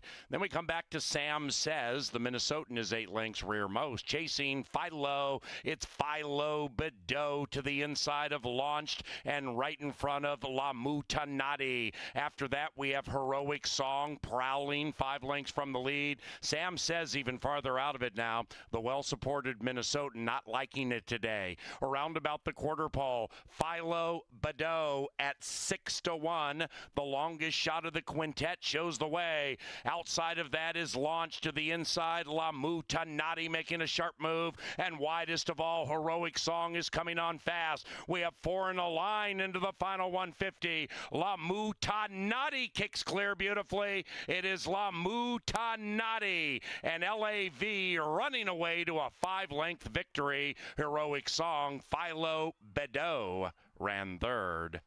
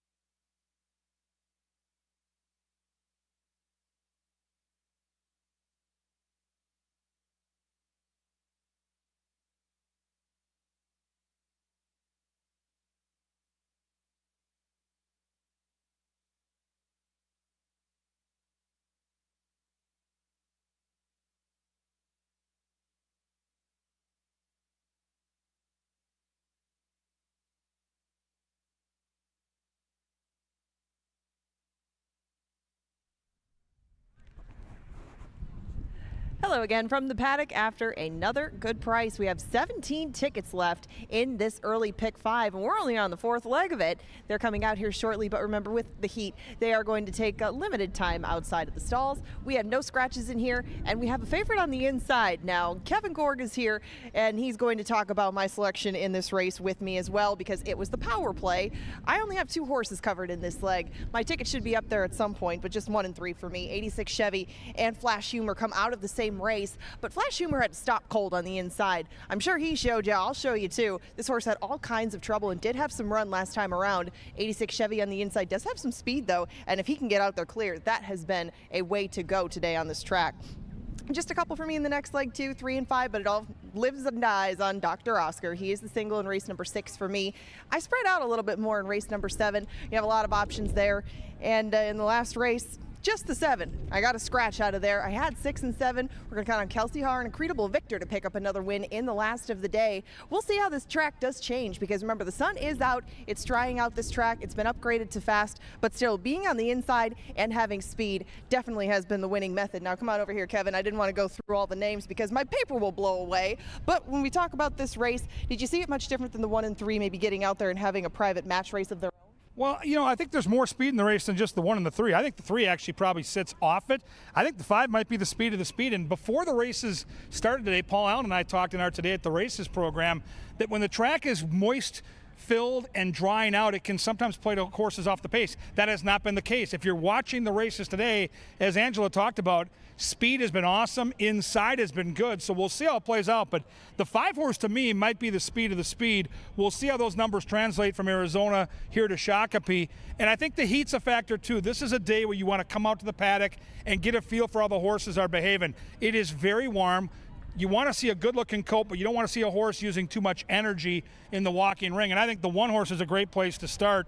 86 Chevy, Ange. Couple of good second-place finishes on paper. To me, the horse to beat. Definitely the horse to beat based off that last race. And I really liked Army Kid last night before the races got called off. That's the horse that beat both he and Flash Humor. I mean, if you judge them by the company they keep, they come out of one of the better maiden races that we've had all meet. And 86 Chevy was only making his 2nd start. His first 2 have been very, very good. And the horse that beat him first out had some experience. I mean, he stayed on well. He was on his left lead in his debut, but it was still a quality start. And there's a lot of reasons why he is the 2-1 favorite. Number 2 is PR Call Me Maybe. Should be coming from far off the pace. 4 starts on the Canterbury main track, 3 for 4 in the top 3 if you're playing trifectas. Ange and I land on the big gray Flash Humor. I think the horse looks really good down here in the walking ring, not expending too much energy. What do you like on paper, Miss Angela? Well, like you said, he had trouble last time, but he had speed when he was down in Texas. I think this one landing to the outside of 86 Chevy usually would benefit him. Today, we'll find out, but I think with just a little bit cleaner run and a better break, he broke pretty slow last time, he could be in good position at a much better price to run a similar race to the rail horse. Number 4 is Piercy Road. I told Piercy this is a big gray ridden by Eduardo Gallardo for Bruce Rican. How about Bruce Rican popping at a price already on the card? Like the 2 horse, this horse should be coming from another county and charging down the Canterbury stretch. The 5 Bay Boss, like you mentioned, has speed. He may be the speed of the speed, but if we're looking at how horses have come out from different tracks, I thought the Turf Paradise horses have needed a start or 2. It hasn't necessarily translated up here right away. They've done a little bit better after getting some miles underneath them. That's, of course, not all encompassing, but for the most part. And I'm going to maybe look for Bay Boss a little bit further down the road. This is only start number 2, but there's definitely some speed there. I thought the 6 had some sneaky handicapping angles here, fans. This horse is going to end up being a good price right now, the longest shot on the board. Awful long layoff. This horse did an awful lot of dirty work last time on the front end. Very fast out of the gate. De Silva's a good rider. Larry Donlin, as nice as the day is long, always pull for Larry Donlin's horses here at Canterbury. So Palace Attain to me is a horse I'm going to mix into my trifectas. And Outlaw Run on the outside has a lot of experience to him. He is cutting back in distance, and he will be coming late if that speed materializes up front. But we should note, please keep an eye on the time, because we will have a delay due to paramedic delay. Once we had to take a horse off the track last time around, we're going to have just a little bit of delay. Yeah, make sure, guys, with the big crowds here, get your bets in early. I know you're used to the same cadence, getting in line with about 5 minutes to post. extra people, extra time today. And if you have time, stop by the information desk on level 1 or up in the clubhouse and find out what you can do on your phone with the First Bet app. If you download the First Bet app through those information desks, you'll never wait in line. You put the money in, take the money out, have a great time at the track. Race number 4 with a slight delay. Don't worry. We'll get to it. Get your bets in now. They'll be at the gate in just a little bit over 8, and then they're going to get it on.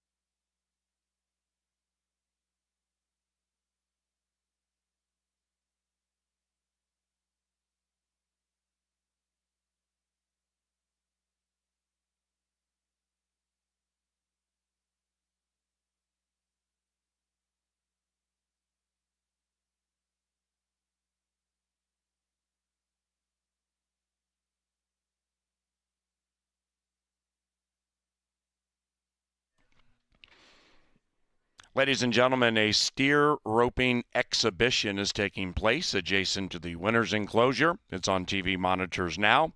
And we have a rodeo at Canterbury July 19th and 20th. Get your tickets at canterburypark.com.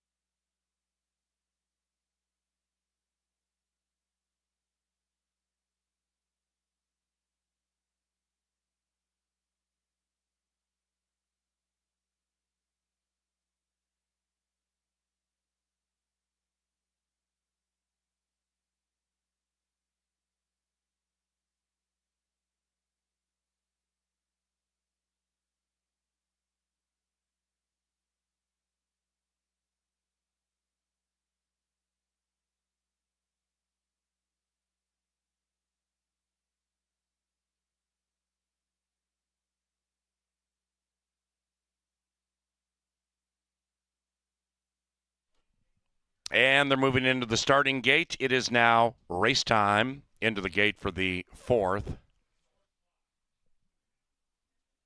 86 Chevy is your favorite moving in. Bay Boss, 2.5 to 1. Bay Boss ridden by our leading jockey, Luis Fuentes, with 16 victories. Palace Attained and Outlaw Run.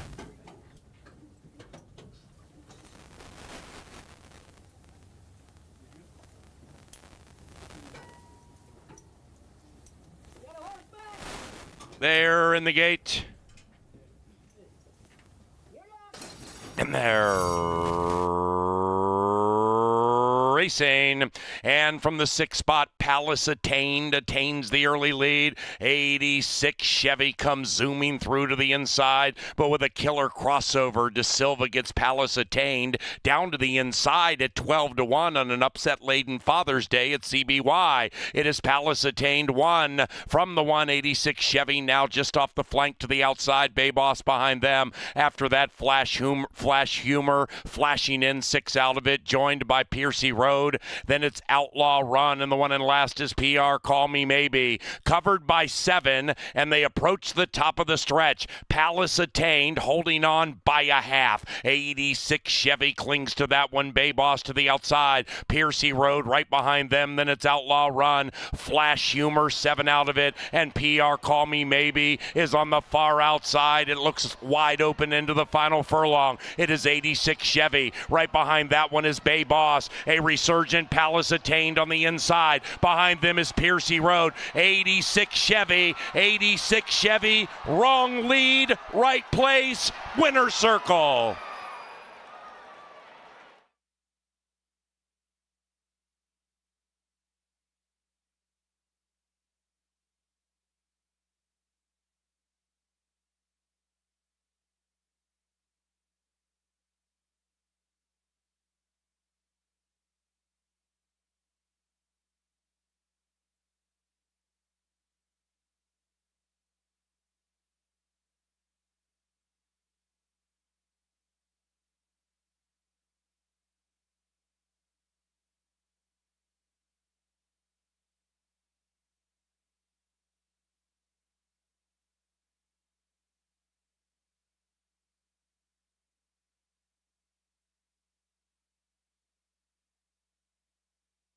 Photo, it's a photo finish. Please hold all tickets.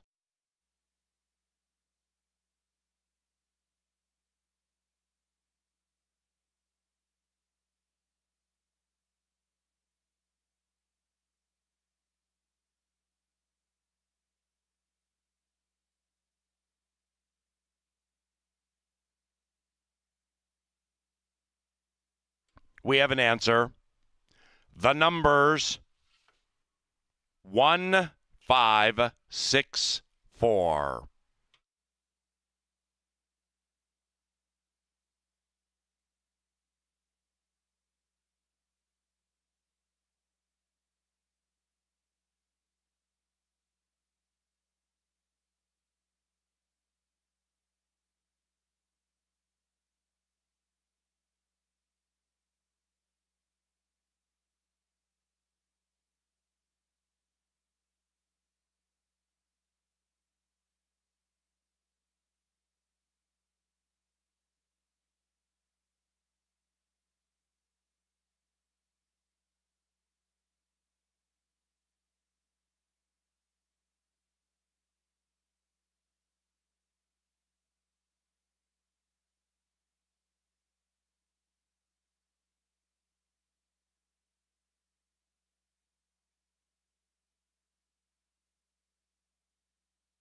And race number 4 is official. The second pick 3 paid $1,248. Exact of $15.10. That 50-cent trifecta 156 paid $109. Favored in the middle. The superfecta paid $52 for a dime. And the double from race 3, $34. Race number 5 is not on the turf. It is on the main track listed as fast. Race number 5, fast main track, distance okay. And scratch number 4, twirling savvy. Race number 5 on this beautiful family day is provided by Pepsi, proud sponsor of each and every Pepsi Family Day at CBY. We also thank John Deere, nothing runs like a deer, along with Tri-State Bobcat, Choice Electric, Atomic Data, and Culver's Shakopee.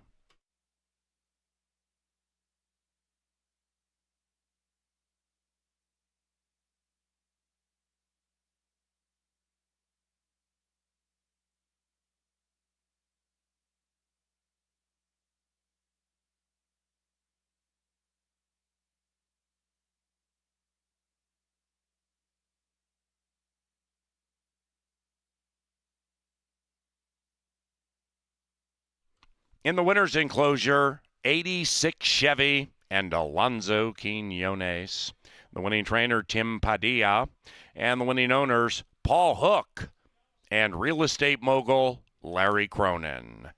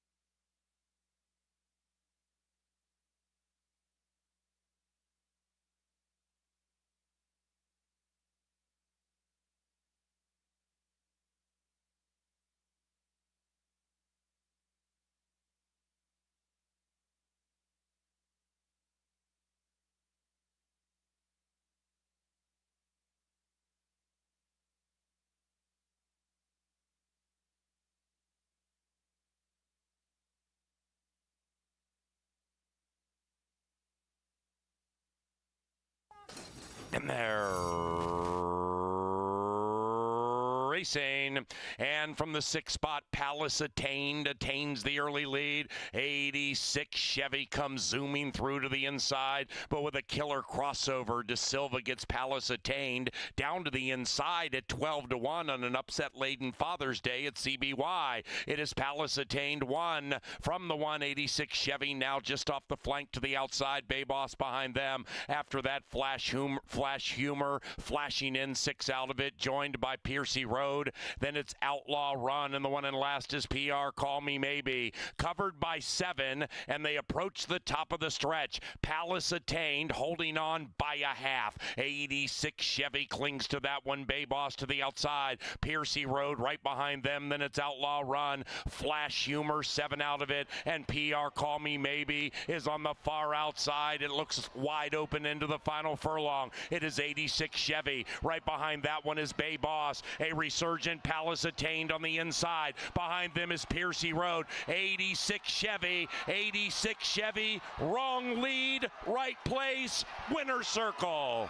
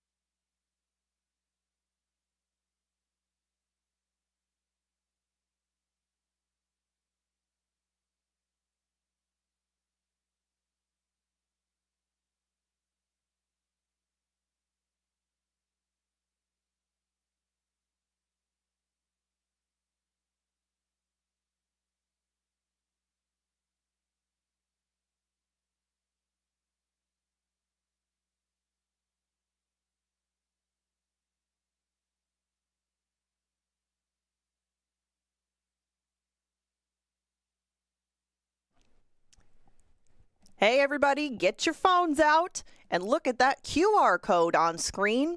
Scan it right now and get your picture up on the big board and on the TVs all around Canterbury. Remember, scan the QR code right now and you can be on the Quick Trip Fan Cam.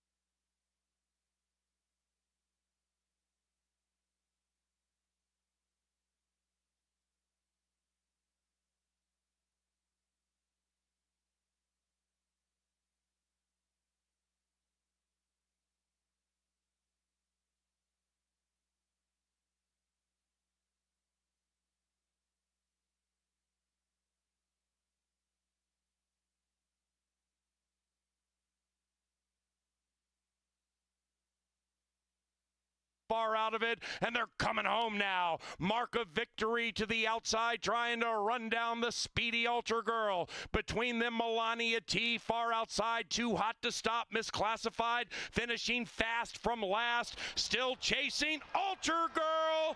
Altar Girl, the longest shot on the board. Gate to wire. Then it's Pearl Button, and they head for home. Hote Charlotte desperately trying to pull the upset. Kelsey just took a peek back and sees Charlie Paints chasing, but perhaps chasing in vain. As they come to the final football field, it's another upset on Father's Day. It's Hote Charlotte and Kelsey dominating.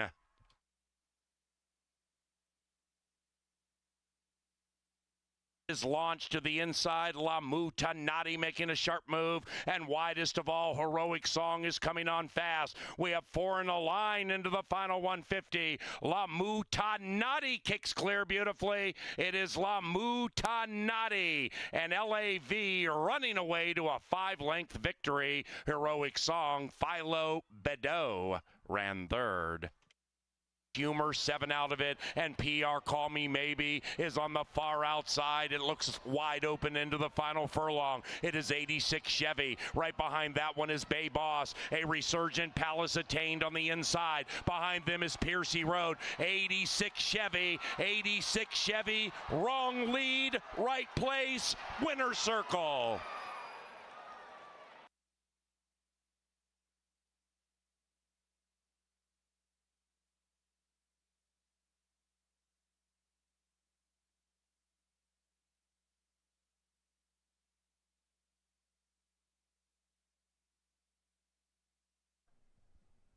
Good afternoon, everybody. Hope you're all enjoying your Sunday out here at Canterbury. Happy Father's Day to everybody. It's a hot one out there. We got a lot of great food. We've had a lot of big prices, and those prices have led to a carryover. That's right. No tickets left in the early pick 5 that are alive. If you have a ticket somewhere, make sure you dig it out. There's going to be 4 or 5 payouts for every horse in this race. And if the 6 wins, there's a carryover coming in the pick 4 as well. Prices abound. Still 4 races to go. Here to take you through the late pick 4 and race 5, Kevin Gore. Yeah, that's great news, Angela. So obviously, if you're a horse player, you got to make plans to come out here this coming Thursday night. We race at 5 o'clock, and there'll be nearly $15,000 in the early pick 5 pool before anybody gets started. So we're likely going to be playing for $50,000, $60,000, maybe $70,000 on Thursday. First race, 5 o'clock. Make plans to join us then. Here in the 5th race, this was a 5-furlong turf race originally. Now we're 5 furlongs on that main track. It sure looks like you want to be prominent right now up near the front, so keep that in mind when you're handicapping. My original top pick in the race was the 1 Manhattan Cherry, but I'm off her now because I thought she was much better on the grass. Now, she's still got some decent dirt credentials, but man, was she good on this turf course last year. A 23-1 and a 22-1 victory for Manhattan Cherry. So I'm going to tab her for later this summer when we get to the grass. Today she's on the dirt. She looks good physically, and she's taking early money. She's 8-5, and guess what? She does have early speed, and the inside part of the track and horses with speed have dominated so far in this upset-laden Sunday afternoon. Number 2 is Because.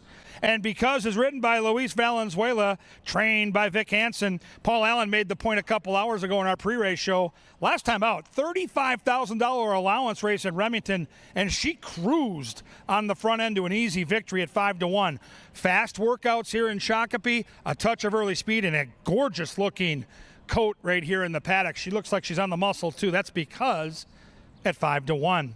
Number 3, in my opinion, might be the speed of the speed. Alonso Quinones, very crafty in the saddle. He gets the call for Matty Williams, second off the layoff, blazing early speed. In my opinion, the horse to beat. I think the odds will come down as the betting continues, but I think the 3 is going to be on the right place of the track, and for my money, she's going to be very difficult to reel in when they turn for home. I'll use her in my tries and exactas.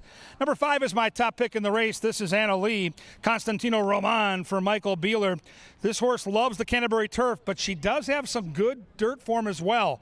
Like the 3, she's got speed. I think she'll need to use that speed here on the cutback. And I think off a race at a mile on the turf, she's got that foundation right now. So if she can be right there turning for home, I think she can finish the deal.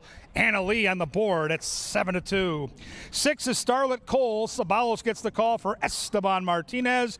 Arizona Invader, better dirt form than turf form. So I think the race coming off the turf probably benefits this horse. She's got outside tracking speed, and she's 8-1. Number 7 is Unrivaled Queen, Luis Fuentes for Valerie Lund. Been running against some nice horses out Arizona way. Stakes Company the last 2. So the drop in class, good looking horse, outside attack post. And I think she's got enough speed to stay close in this race. So very difficult to handicap. Look at the betting board right now. Nobody above 8-1, nobody really below 9-5. So this is a wide open race. Find your way to that exacta or trifecta. And boy, you'll make Dad very happy on Father's Day. You might need a wheelbarrow to get home. Race number 5, the girls traveling 5 furlongs on the main track. Coming up, coming at you next.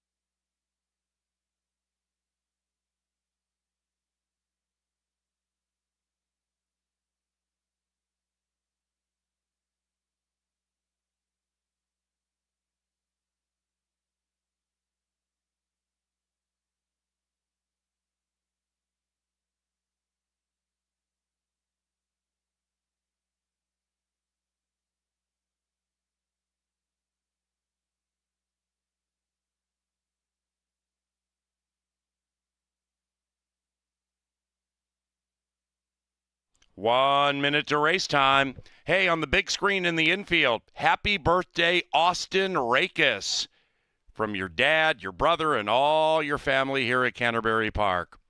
Happy birthday, brother.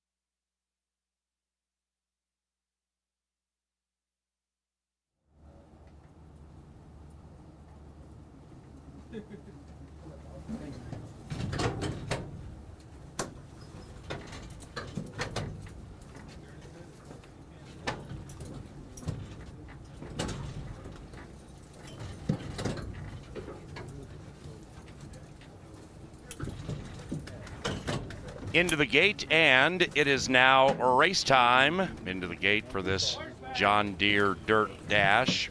Unrivaled Queen, the last in line. And they're racing. Bad beginning for Anna Lee. Anna Lee missed it by 5 lengths. That's the one way back in last, because off the layoff pops Coily. Unrivaled Queen with the leading rider. Good speed to the outside. Manhattan Cherry in third to the inside. Behind them is Vow, and Vow is advancing, blowing by Manhattan Cherry. Then we come back to Starlit Cole, and the one in last is Anna Ali, and the one in first is Unrivaled Queen at 3-1, and the Queen is ruling over the cast in race number 5. And as they head for home, Unrivaled Queen and Luis Fuentes out for a Sunday stroll. The lead is 5. Outside is Val, just to the outside of Because. Then we come back to Manhattan Cherry, not today for Anna Lee. It is Unrivaled Queen pounding away with a big lead. And Unrivaled Queen is gone. Makes her daddy Eddington proud on Father's Day.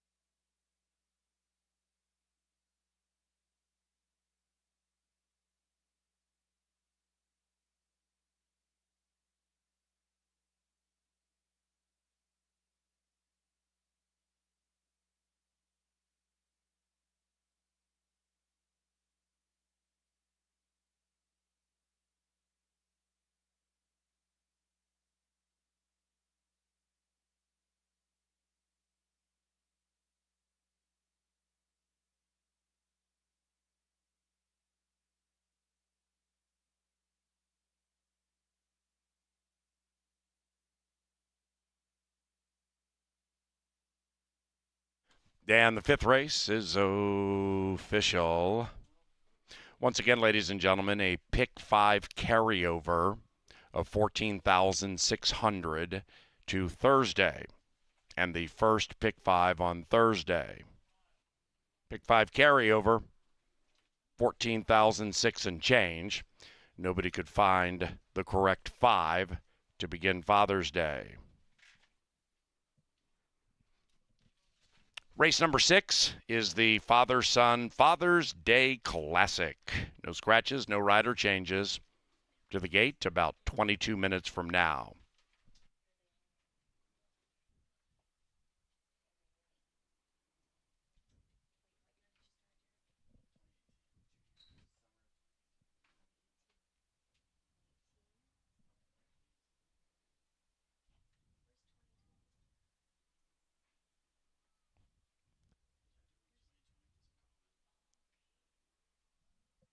Into the winner's circle, here comes Unrivaled Queen and Luis Fuentes.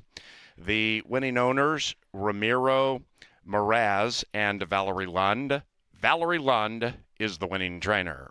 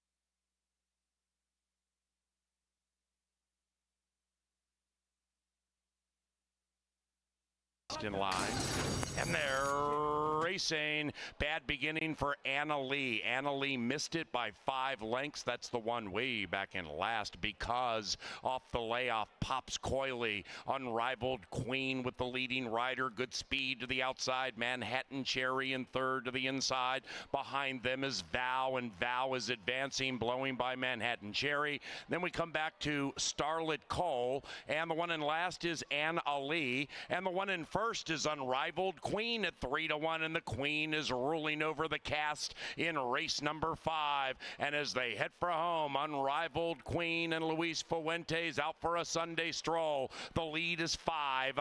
Outside is Val, just to the outside of Because. Then we come back to Manhattan Cherry, not today for Anna Lee. It is Unrivaled Queen pounding away with a big lead. And Unrivaled Queen is gone. Makes her daddy Eddington proud on Father's Day.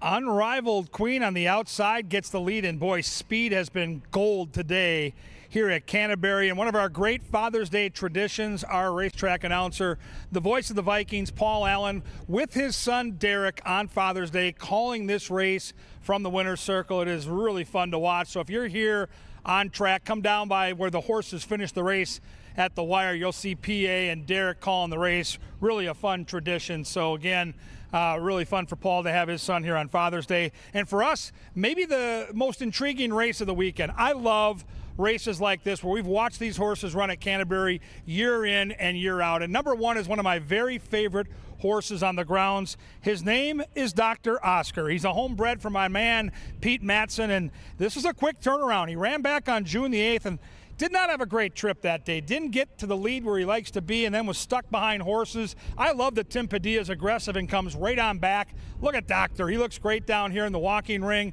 Not a drop of sweat. And certainly it's warm, so he might get a little sweat going as he warms up. But this is just one of those horses that every time he goes out there, he tries so very, very hard. He's got natural speed. I think he's going to get a really good trip on or near the lead. And I love the price right now. I thought he'd be odds on. Right now he's 2-1. I'll take that and run to the window with Dr. Oscar. Number two, I think, is being underbet, way underbet. This 10-year-old Minister of Soul knows how to win. 18 career victories. That's right, 18 times he's found the winner's circle. He looks outstanding. I watched him getting saddled. He is as spry as he ever was at age 10. And how about this? He's banked over $600,000. I think he gets a great stalking trip. I think the 3 shows speed. I know the 1's going to show speed. 2 should be sitting right behind Poised to Pounce. I think 6-1's way too big a price on Minister of Soul. PA likes the 3 a lot in this race, and it's his Father's Day call, so maybe he gets to call Bugler from where our Bugler, Sir Leonard Dykert, calls the horses onto the track.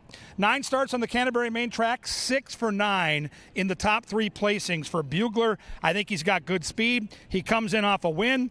And Dr. Oscar should see him right out there, eyeball to eyeball in the early stages. He is a very nice horse. 4 is Slim Slow Slider. Eduardo Gallardo for the Westerman gang. Turf to Dirt is the handicapping angle. Likely tries to come in and get him from off the pace, and the pace figures, to be honest. We've seen upsets all day. Maybe the 4 can keep that vibe going. 5 is Hey Now. Sabalos gets the call for Kenny Ryan. We just saw a horse in from Turf Paradise win, so those Arizona Invaders are starting to have success. Hey Now got bet early in the wagering. Do note this horse opened up as the favorite on the betting board. I always take note of that, and this horse is getting bet all the way through right now at 7-2. Hey Now, like the 4, should be charging from off the pace. 6 is Tony's Tappet De Silva for Jose Silva. 14 career wins from 36 starts. That's what you look for in a racehorse. Just knows how to find the money. 6 looks awesome down here in the walking ring. When right, this horse can press and pounce, and I'm really enjoying that 7-1. He'll be in my trifecta box for certain. Number 7, Divine Leader, Constantino Roman for Tim Padilla. So trainer Padilla bookends the field. This horse likely going to be off the pace. The 1 horse likely going to be up front. We'll see if the Padilla barn can have a little civil war when they turn for home.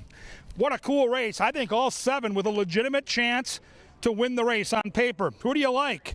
It's 6 furlongs. It's optional allowance claimers. And next Saturday, the 22nd, we have all those stakes races. It is Northern Stars Turf Festival night next Saturday with the first post of 5 p.m. CanterburyPark.com for all the details. Right now, they head down the tunnel. Soon, we get Sir Leonard Dykert and the call to the post.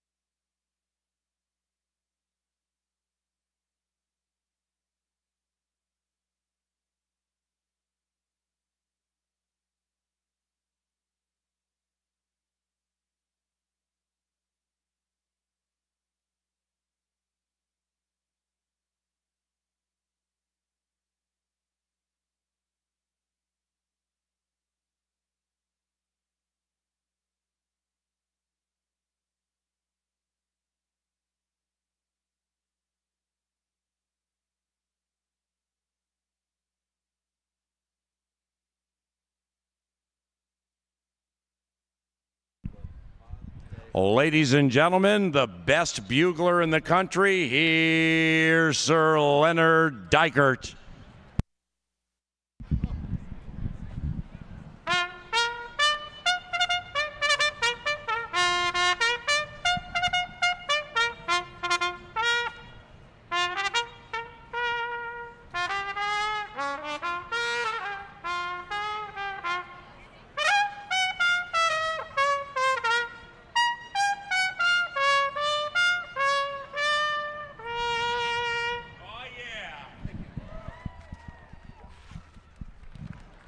The horses are walking onto the track for race 6 in the Father's Day Father-Son Call Duo.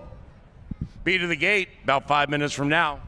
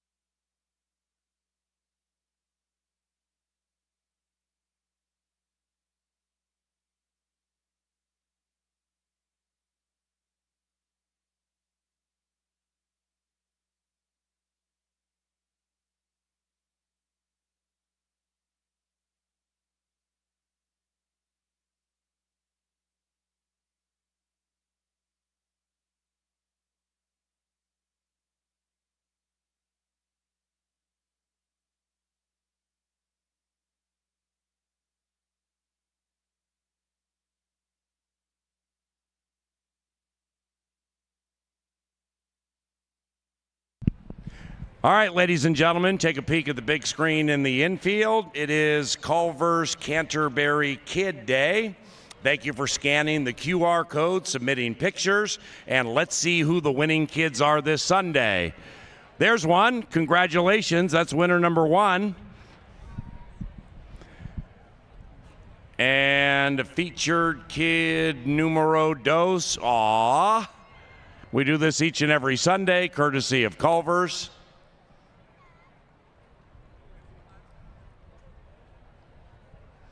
And congratulations to our 3rd Canterbury Culver's Kid winner this weekend. Thank you, Culver's.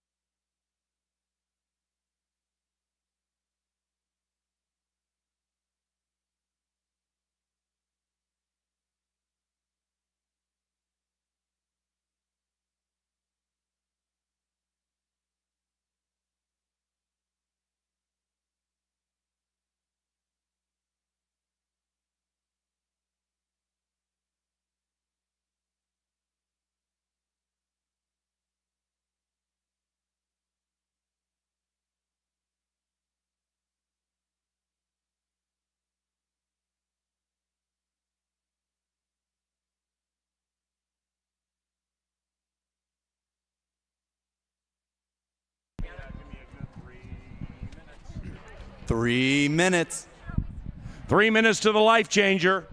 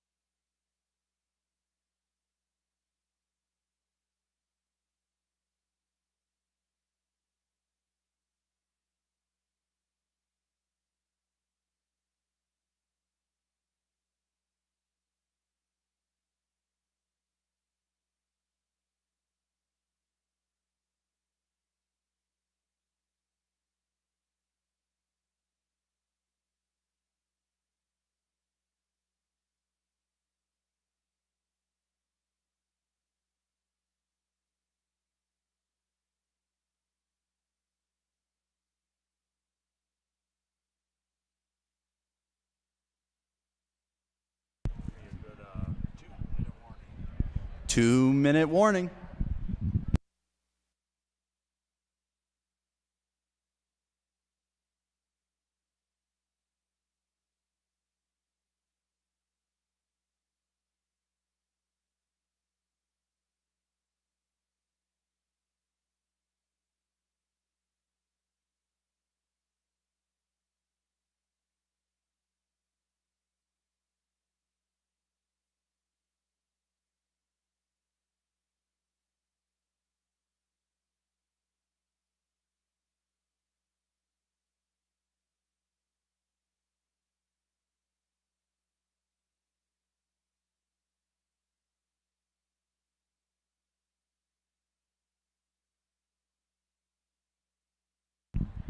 One minute.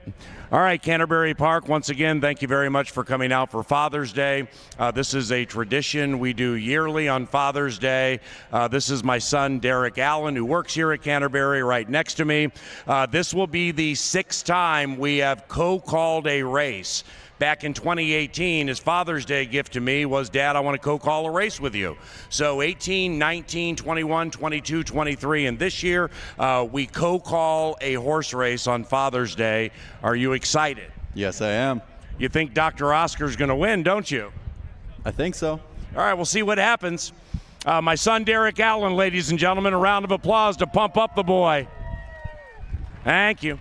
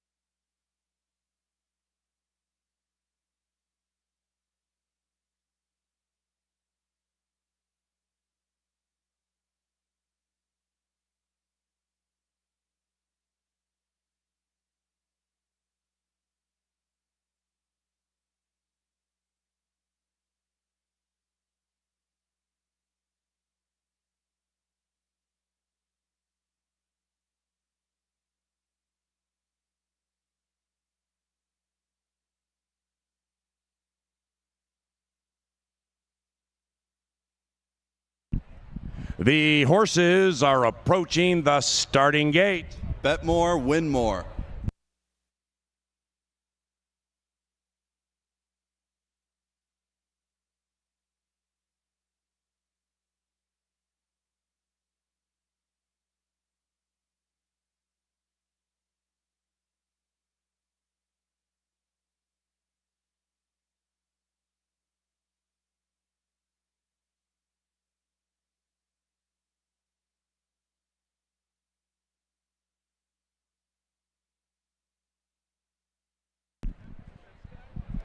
It's post time.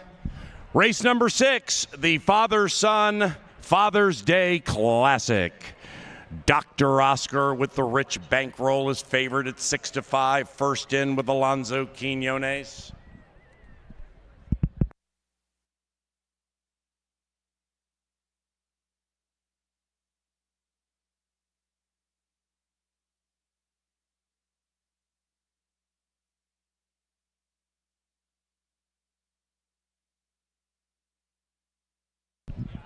Minister of Soul, the old 10-year-old. Dr. Oscar Even Money.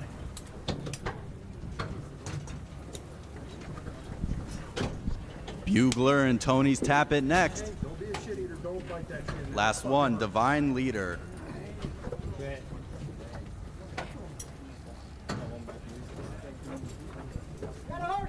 Ready, Dad? All right, let's do it.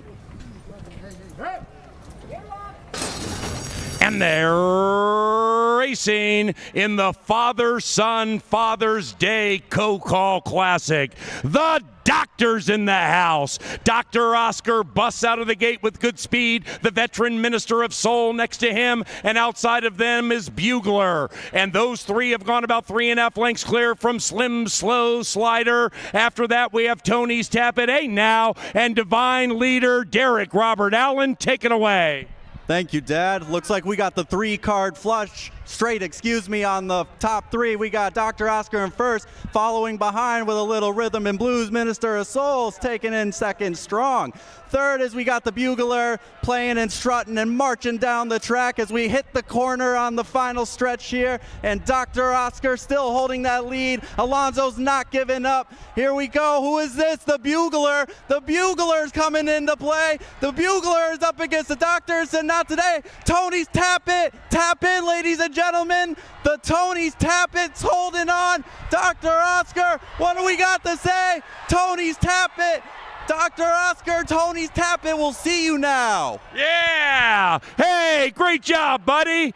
Tony's Tap It 8-1 prevails.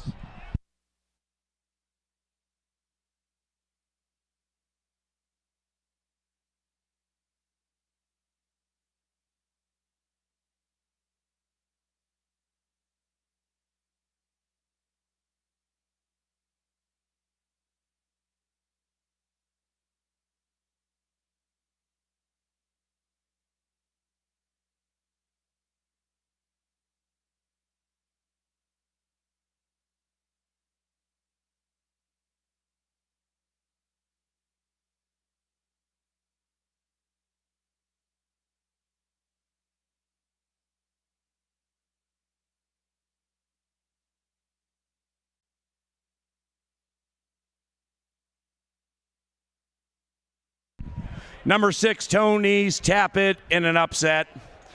6-1-3. Photo for 4th.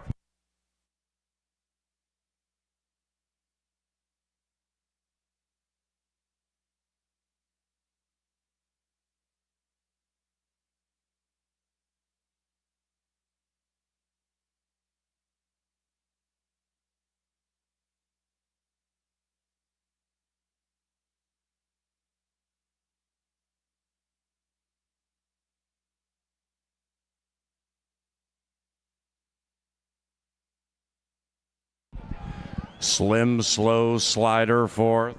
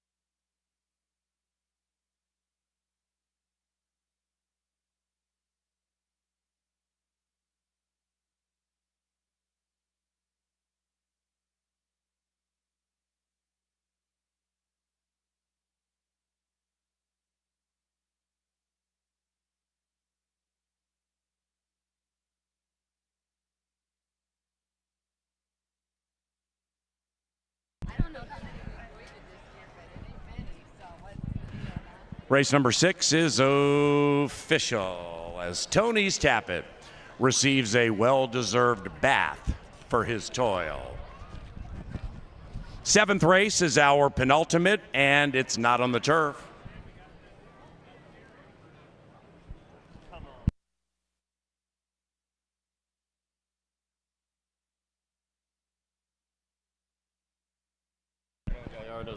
In race number 7, scratch number 7, King of the Palace, and number 4, Kid Got Rhythm, is picked up by Eddie G. Eduardo Gallardo.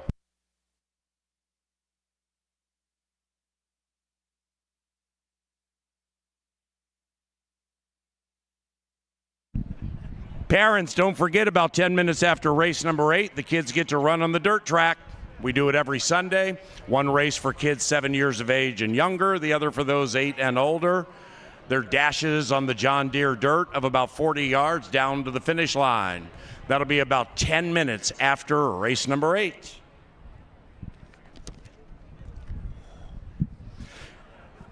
Here comes Tony's Tap It. Did it impressively, 108.85. The winning rider, Fausto de Silva. The winning owner, Kirk Sutherland. And the winning trainer, Jose Silva Jr.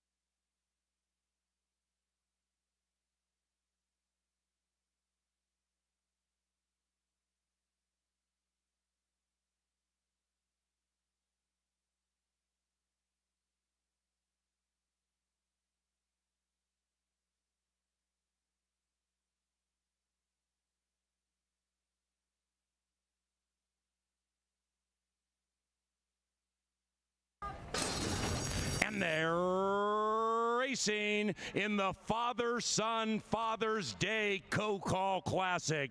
The doctor's in the house. Dr. Oscar busts out of the gate with good speed. The veteran minister of soul next to him, and outside of them is Bugler. And those three have gone about 3.5 lengths clear from Slim Slow Slider. After that, we have Tony's Tap It Now and Divine Leader Derek Robert Allen. Take it away.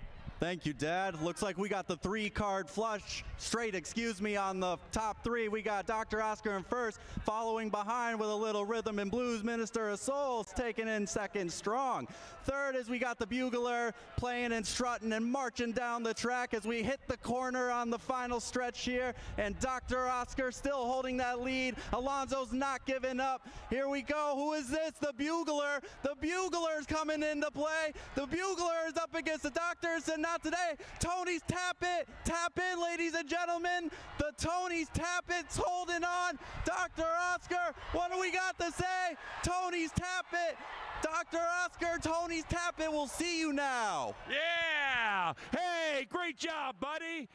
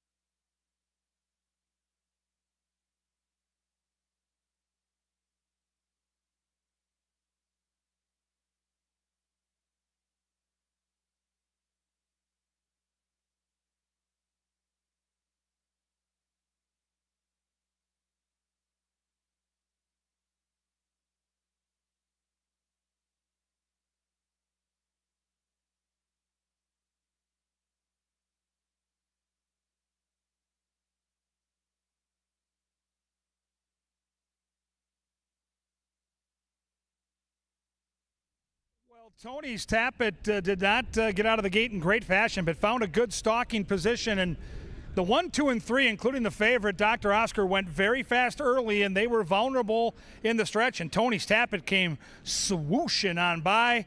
And a Sunday full of upsets continues. You saw the numbers on the screen. There's still over 200 tickets alive in the late pick 5. As I mentioned, the early pick 5, nobody hit it. We've got a carryover into Thursday's racing of just short of $15,000. And these last 2 races, honest to goodness, I've been doing this for 30-plus years. I have never found 2 harder races to handicap. And you can tell right now, just looking at the betting board, the people that put big money on these races have no idea what to do.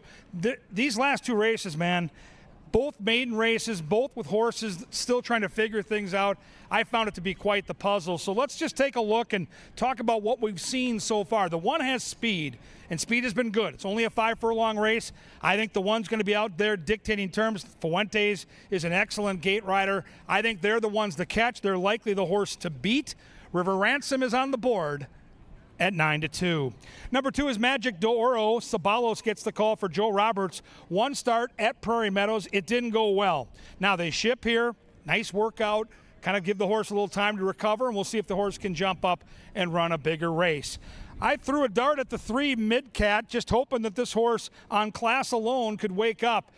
Both career starts were ugly, but they were at Churchill Downs where they run the Kentucky Derby, and that was last year. Now it's a 3-year-old. It's Tony Rengsdorf. Couple of nice workouts. Looks decent enough down here in the walking ring, and we're going to get a price. That price is 6-1. 4 is Kid Got Rhythm. Put Eddie Gallardo in the saddle for Bernal Roan. This horse has 1 start. It was at Turfway Park on the synthetic. The workouts coming into this one have been unbelievably good. 4 makes a real nice impression in the walking ring. Kid Got Rhythm is 5-1. Number 5 is my daughter Maddie's pick. She stuck around all day to bet Natural Causes. And what she said to me is, all these other horses have lost. This horse has never lost. It's the first career start for Natural Causes. And Maddie gets a good gate jockey in Luis Valenzuela. She gets a crafty trainer in Miguel Angel Silva, and a horse that's behaving like a professional here, first time doing this. 6 is Deposit Insurance, G-Rod for Mikey Beeler. So Beeler's got a couple in here. Blinkers go on, expect some speed, couple of nice workouts, 7-1. Now, if I'm being honest, the outside 2 horses have made the best impression on me as I watched them got saddled. 8 and 9 both look spectacular, specifically the 8. This is what you look for in a racehorse. Look at that coat. Looks like a freshly washed car, not extra sweat, ears are up. Love the way the 8 is behaving. This horse wins the paddock preview down here for me, hands down. I thought the 9 wasn't too far behind. Good energy for I Can Do It. Barrejas for Miguel Angel Silva. Sneaky outside attack post, but I thought the 8 and 9 physically looked the best in the paddock. This is going to be a real humdinger. Nobody's ever won. It's a maiden race. It's been crazy results all day.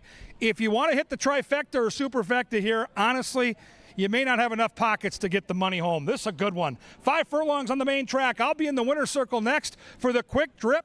Dash for the cash. The horses head down the tunnel. Soon we get Sir Leonard Dykert. It's time for the call to the post.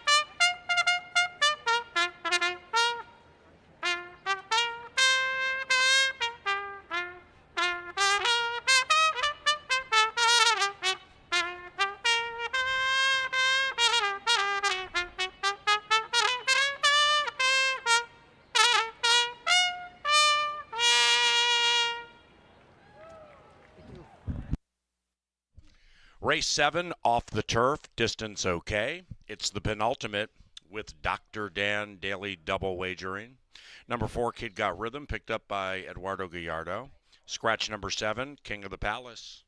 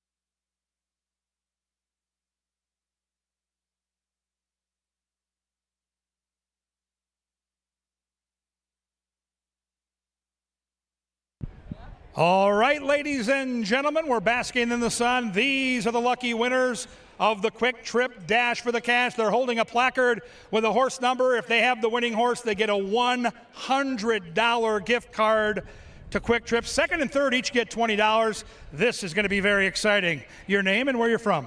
I'm Justine from Somerset, Wisconsin. And you're a Viking fan? I sure am. She figured it out. She's a good kid. Your name? John from Hastings. Hastings, love H-Town. Good luck with that 2-ball. Your name? Susie, River Falls, Wisconsin. Go Packers! Oh, what do we do to Packer fans? We boo, and we cheer against their horse. Your 3 has no chance of victory. Your name? I'm Jody, and I'm from Somerset. Go Pack, go. Oh, no. Right in front of Paul Allen on Father's Day, they got to pull the Go Pack Go. That's hurtful. It's hurtful. Your name?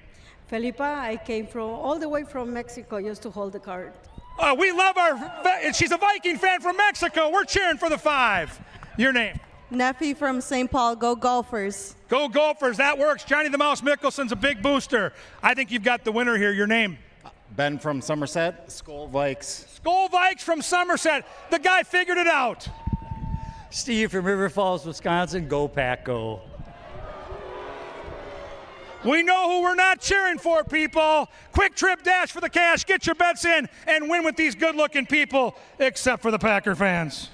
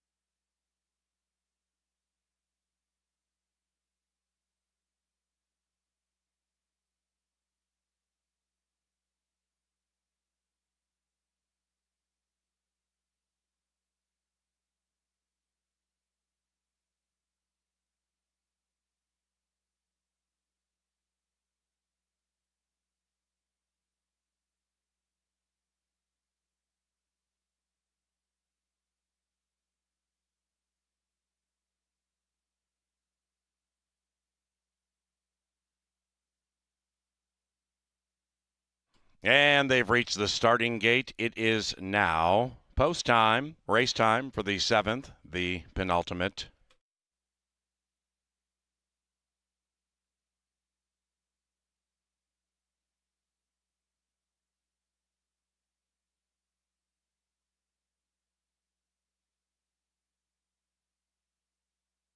In line, Deposit Insurance, Midcat, and the Winchester colors. We have a couple in here at 3-1. Fans having a tough time establishing a win wagering favorite. Jackson Action, one of those 3-1 shots. Kid Got Rhythm and Eddie G. Second last. Two back, Kid Got Rhythm and I Conduit.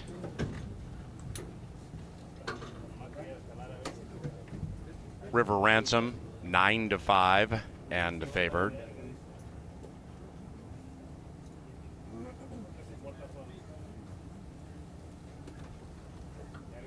One out.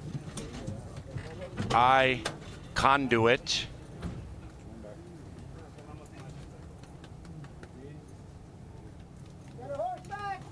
Eight in the gate, time to sprint on the John Deere dirt. And they're racing, swift beginnings for all. Jackson Action with speed. Kid Got Rhythm with speed. On the inside, a River Ransom looking for that lead. Likewise for the firster. Natural Causes debuting with speed. His stablemate, I Conduit, very, very wide. That's the 9. After that, we have Midcat, Mid-Pack, about 2.5, 3 clear from Deposit Insurance. And Magic Doro is last, and in first is River Ransom, running away by 3. River Ransom puts 3.5 on Kid Got Rhythm. Then it's about 7 back to Midcat. After that is I Conduit, and they're chasing River Ransom, hoping to flow into the winner's circle. River Ransom leads it with 2:50 to go. Jackson Action is finishing fast on the outside. Midcat to the inside with Deposit Insurance. Into the final 100. River Ransom slowing down with a 3-length lead, but has done enough to win. River Ransom in a photo. It's a tight photo between 1 and 3.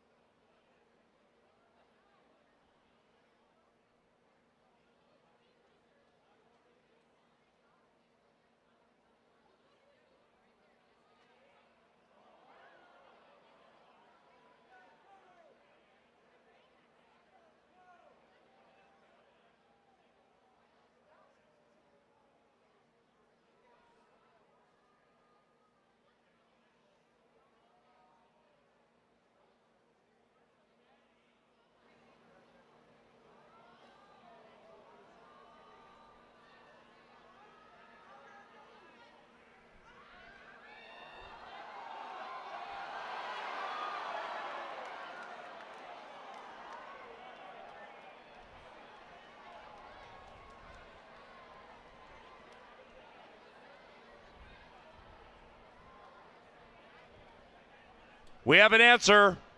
Result of the photo shows the winner is number 3, Midcat in time. Midcat 3.5 to 1. Gets spotty off the schnoz. 3-1-8-6 in the 7th.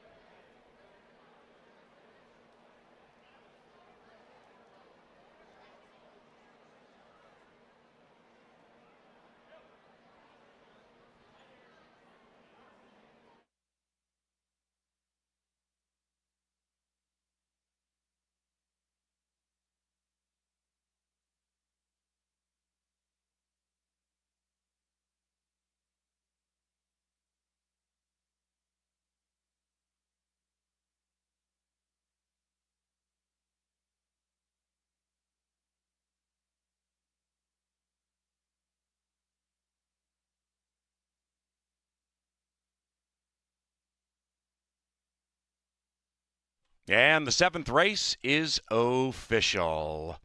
3186. Pick 3 paid 170.70. And the exacta 3-1, $10.50. That trifecta 318, $20.70. Superfecta for a dime, $15 and change. 8th race about 20 minutes from now.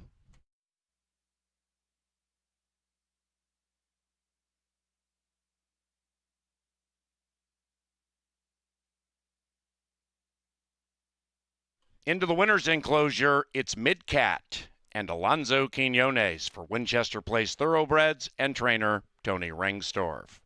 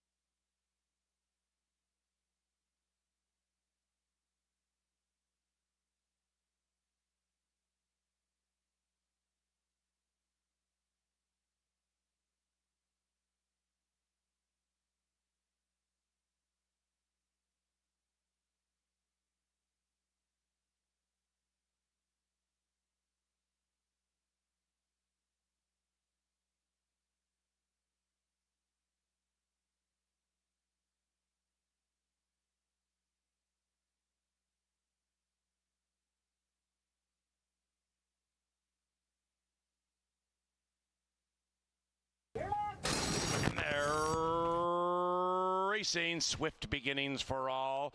Jackson action with speed. Kid got rhythm with speed. On the inside, a River Ransom looking for that lead. Likewise for the firster. Natural Causes debuting with speed. His stablemate Icon Do It very, very wide. That's the 9. After that, we have Midcat, mid-pack about 2.5, 3 clear from Deposit Insurance. And Magic Doro is last. And in first is River Ransom running away by 3. River Ransom puts 3.5 on Kid Got Rhythm. Then it's about 7 back to Midcat. After that is Icon Do It. And they're chasing River Ransom, hoping to flow into the winner's circle. River Ransom leads it with 2:50 to go. Jackson Action is finishing fast on the outside. Midcat to the inside with Deposit Insurance. Into the final 100. River Ransom slowing down with a 3-length lead, but has done enough to win. River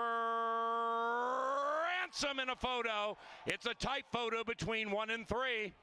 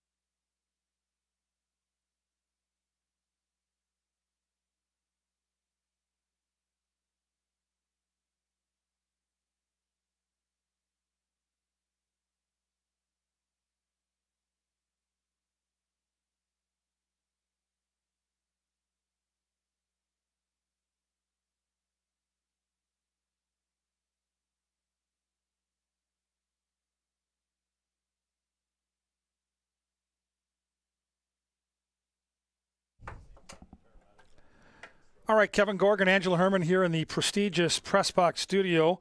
It's been a crazy day. We've seen upsets basically all afternoon long, and there's still a chance for another carryover if the one horse wins here. And we got a great week next week. You know, for all of us that do this 60 nights a year, when you get a card like we have next Saturday, that's fabulous with all the stakes races, with the Turf Festival. But now with a carryover into Thursday's card, knowing that Thursday nights, people all over the country bet Canterbury. We're going to start with $15,000 in the Pick 5 pool. That sucker might be up near 60 or 70 grand come post time. Yeah, it could get very big. And like you said, these next couple of cards are not the easiest in the world of handicap, kind of like today. And, I mean, just the carryover possibilities that we've already seen this season have outlined how difficult it's been, how fun it's been to handicap all of this. And do keep in mind, there's a little rain in the forecast for the week. Always keep that in mind. But Thursday kicks off a week that has Basset Hounds, that has Northern Stars Turf Festival, that has a carryover. There's just something going just about every day, and it's going to be a lot of fun to be here at Canterbury Park. You're going to want to come and join us, but you'll also get a treat in the last today because you'll hear a different voice at the helm. Mr. Gorg is going to dust off his race announcing skills and go and call the 8th for us. We do have a couple of changes in here. Put Carmona on the 5 Legacy in the making because his original mount, Riding Solo, is out. Now, they are down in the paddock. They're going to head out pretty shortly. I want to thank everybody again for joining us for your Father's Day holiday. Yeah. We've had a lot of fun today. We hope that you've had fun right along with us. And we'll try to give you something here in the last because we have differing opinions in here. You like the horse that's probably going to be the heavy favorite in Morning Thunder, but we can start with the carryover possibility in Captain's Crown. Yeah, Captain's Crown is a bit of a mystery horse. The blinkers go on for trainer Georgie Smith. Morales picks up the mount. Hasn't been seen since the middle of April down at Fonner. Has faced open company in both starts. Now we're back in against state bred, so maybe that's something that will benefit the horse. And I'll tell you this, Ange. The bloodlines tell me this horse wants to go long. Captain Bodgett was a great route horse, Triple Crown type of horse. Cat Thief, the grandsire on the dam side. There is some distance in there. We just haven't seen a lot in those 2 starts so far. So let's talk about the 2. Sophia Barandella, one of my very favorite jockeys in the jocks room. I think this horse is sneaky. Mr. Red Z, what do you think? Mr. Red Z has had plenty of chances at it. It's just that he's shown different styles depending on what he's doing because he's gone long, he's gone short, he's been at Tampa, he's been at here, he's been on the turf. They've tried just about everything, so I put a little less stock into the move from special weights down to claimers because he's been in this territory before. So Reds, Mr. Z, and Barandella have some choices to make from the inside, but if they can be a part of the pace, it doesn't look like there's too much of it in here, and he has shown the speed necessary in the past to put himself at least in the race early, and that could prove crucial on a track that's been quite kind to those kind of front runners this day. Paul Allen's pick in the race is the 3 LL's Classy Dude. 0 for 11 was pesky for me. The layoff is what really got me to try to beat this horse. I've got the horse in my top 3. I think the horse fits, but boy, hasn't raced since September. That's tough for a 5-year-old, Ange. It is. And I was going to give him one to get the dust off and maybe go over to the turf, as Andrea's Josie, his mother, I think seemed to prefer that surface. But he's another one with speed at times, but mostly when it's on the grass. So kind of a question mark. But you're getting 9-2 as opposed to the 5-2 morning line. 6-5, the current price on your choice, Morning Thunder. Yeah, I thought the horse would get the lead. You know, in a race where I didn't see any really consistent form. This is a maiden race. Horse is looking for that first victory. The horse hasn't done anything in 2 starts, 9th and 10th, not even close. But it's second-time Lasix, it's Mikey Beeler, it's Fuentes, and it's a horse that I think gets the lead, and maybe that's, in a race like this, all you need. 5 horse doesn't have much to offer on paper, but you do get Carmona in the saddle, and he's been bringing in prices, did it again today.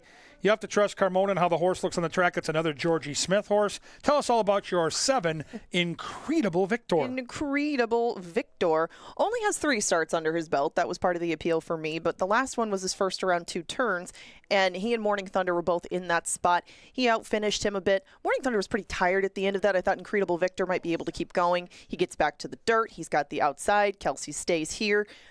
I was just looking for a horse that had some room to improve, and he has plenty after 3 starts, just like Morning Thunder. We see, all of us see it fairly similar, just in mixed up order. 7, 4, and 3 for me in the 8th. State bred maidens going a distance of 1 mile. Don't forget, on Family Day, each and every Sunday, after the last race gets over, you can bring the kids down to the winner's circle once they're done with the winning connections.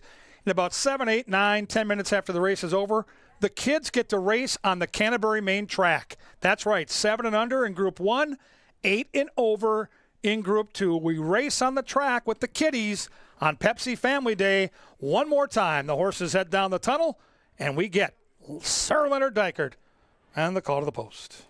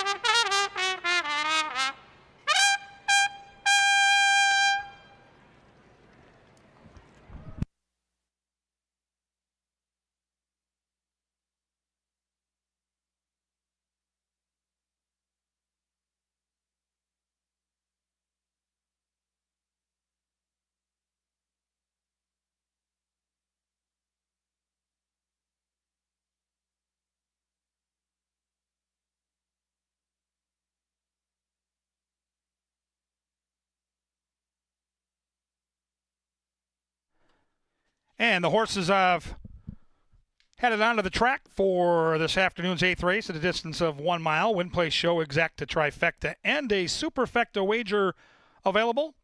Scratch the 6, riding solo. Put Seraphin Carmona on the 5. Legacy in the making. Kids race on the track after this one. Father's Day, final live race of the day at the gate in 7 minutes.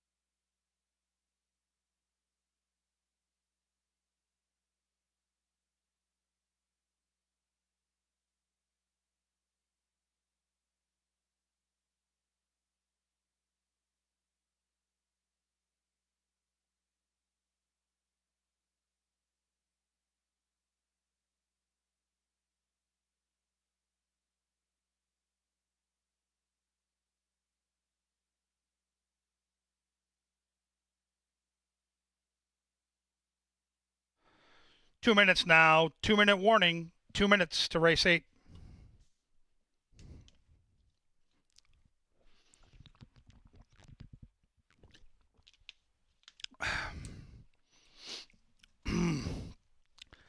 Captain's Crown, Captain's Crown, Captain's Crown, Reds Mr. Z. Reds Mr. Z.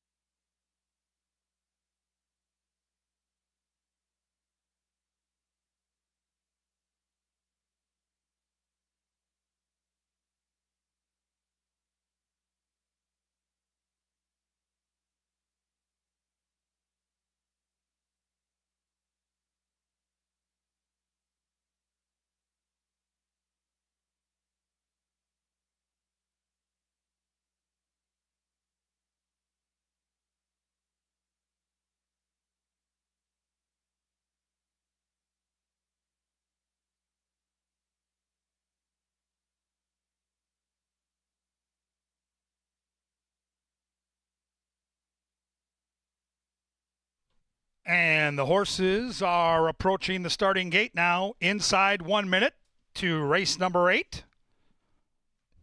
We're back again Thursday night, 5 o'clock. Carry over into that first 5, pick 5. Saturday, 5 o'clock post with the Northern Stars Turf Festival. And the doggies come back next Sunday on Pepsi Family Day. Basset Hounds. As the horses get set to meet the starting crew and link up with the gate. 8-5 favorite is Morning Thunder, the 4-horse. Second choice is the 7, Incredible Victor.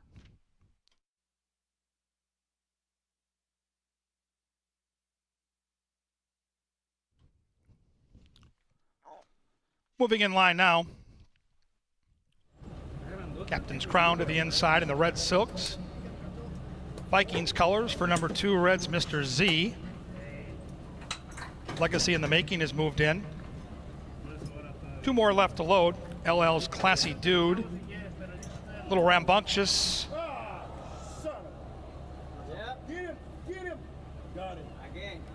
Arroyo off the 3. I'll take a good look at that horse as the 7-horse, Incredible Victor, is moving in line. These are maidens looking for their first career start. Every one of these horses bred right here in the great state of Minnesota. Arroyo going to rejoin LL's Classy Dude. Kelsey Haar and Incredible Victor will be the last in line. Arroyo up and back on.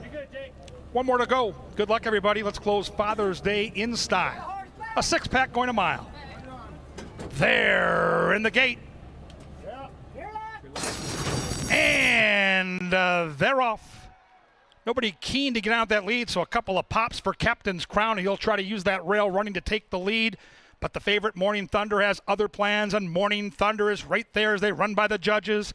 Incredible Victor's in a good spot in third. Then we come back a couple of lengths to Reds Mr. Z in those purple silks. 2 more back to LL's Classy Dude, and way at the back of the pack is Legacy in the Making. 10 lengths from front to back, a speed duel with a long shot to the inside. Captain's Crown and the favorite to the outside, Morning Thunder, who's 3-5. Kelsey and Incredible Victor sit nicely and press that pace in third. It's 4 lengths back to Reds Mr. Z. Then right inside of that one is LL's Classy Dude, and still nothing from Legacy in the Making. A snappy opening quarter of 23-4 for Morning Thunder. Morning Thunder has put away Captain's Crown. And now Incredible Victor tries to come up coyly into second. Captain's Crown's doing the moonwalk. Red's Mr. Z up into third. LL's Classy Dude is unwinding, and still nothing from that 5 Legacy in the making.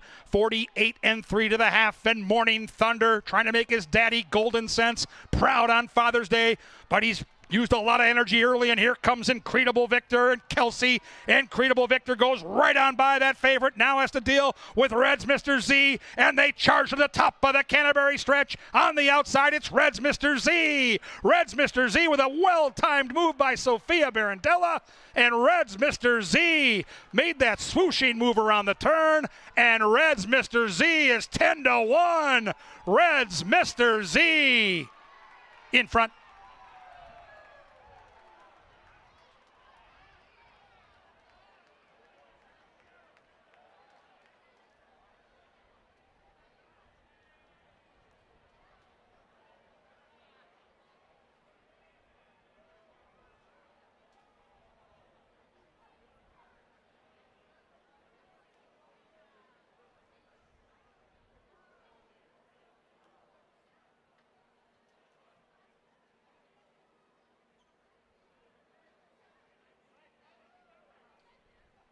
Finishing time 1:43.17.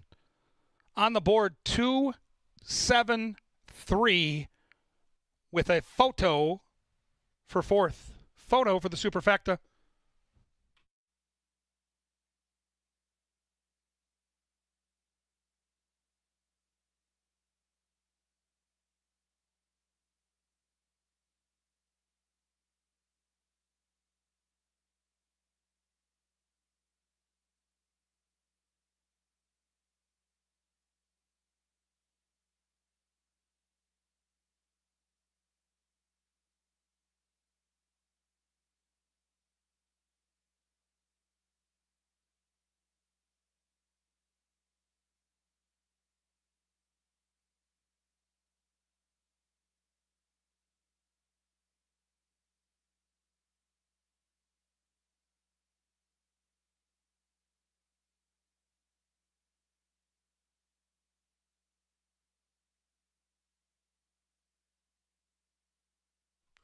Photo sign is down 273 and the 1. 27:31 in 1:43.17. Career start number 12 for Red's Mr. Z.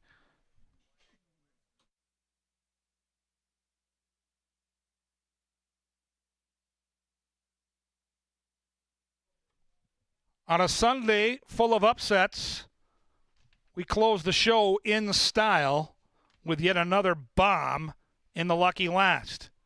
Stand by for some giant payoffs within this race and in all the pick 4s, pick 5s, and everything else.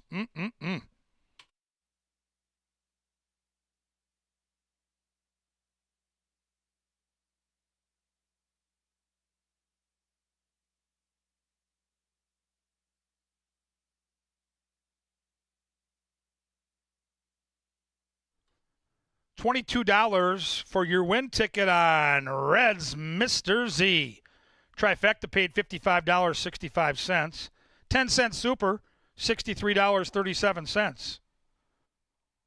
The double, the Dan Gladden 3 and 2, $104.80. Pick 3 paid $545.50. Pick 4 paid $1,366. Into the winner's circle comes the official winner of race number 8. It's the 2. It's Red's Mr. Z. Red's Mr. Z is a 4-year-old gelding by Mr. Z out of Laurie's Full of Glory. Foaled right here in Minnesota. The winning owner is Keith Anderson. The winning trainer, Lynn Rarick. And the winning jockey is Miss Sophia Barandella. Congratulations to the victorious connection of Red's Mr. Z.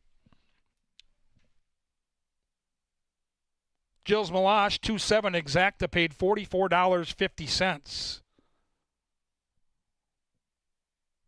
As we mentioned, a big carryover into Thursday's card. No one hit the early pick 5. That late pick 5, $8,491.75. $2,000,000.45. What a card today on Father's Day. Prices are on the board. Bets are now cashable, and the kids are going to be running on the track in a few minutes. 7 and under will be first. 8 and over will be second.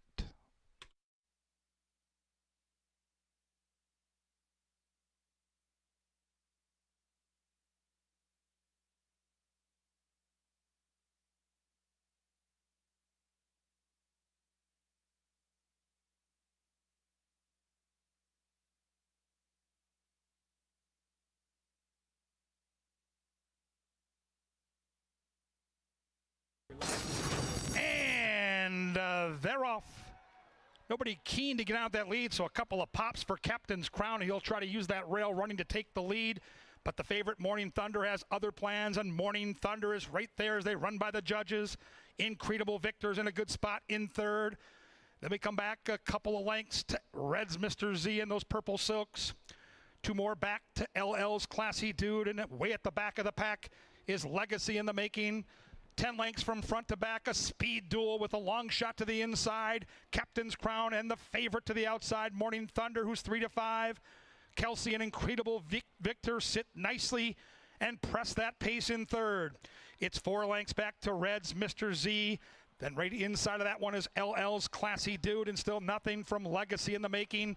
A snappy opening quarter of 23 and 4 for Morning Thunder. Morning Thunder has put away Captain's Crown, and now Incredible Victor tries to come up coyly into second. Captain's Crown's doing the moonwalk. Red's Mr. Z up into third. LL's Classy Dude is unwinding, and still nothing from that 5 Legacy in the Making. 48 and 3 to the half, and Morning Thunder trying to make his daddy Golden Sense proud on Father's Day, but he's used a lot of energy early, and here comes Incredible Victor and Kelsey. Incredible Victor goes right on by that favorite, now has to deal with Red's Mr. Z, and they charge to the top of the Canterbury stretch. On the outside, it's Red's Mr. Z. Red's Mr. Z with a well-timed move by Sophia Barandella, and Red's Mr. Z made that swooshing move around the turn, and Red's Mr. Z is 10 to 1. Red's Mr. Z in front.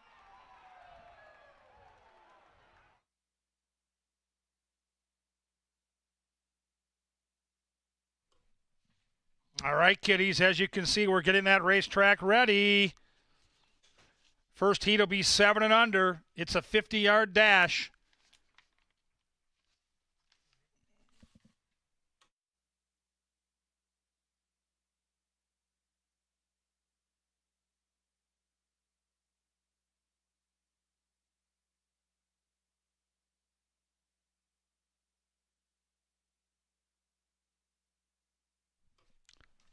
The first heat will be 7 years and younger. Boys and girls 7 and under will be partaking in the first heat. There's 2 heats. 8 and over will be the second bunch on this sultry Sunday. John Gruen down there to make sure everybody's the proper age, checking IDs. Our crew here in the marketing department doing a fabulous job as always, getting this racetrack ready to roll. The exact same spot we just settled the bets for race number 8. The final stretch on Father's Day. We do this each and every Sunday, kiddies, so get mom and dad back out here for their trip to the track. It's a Sunday staple, the kids racing on the main track.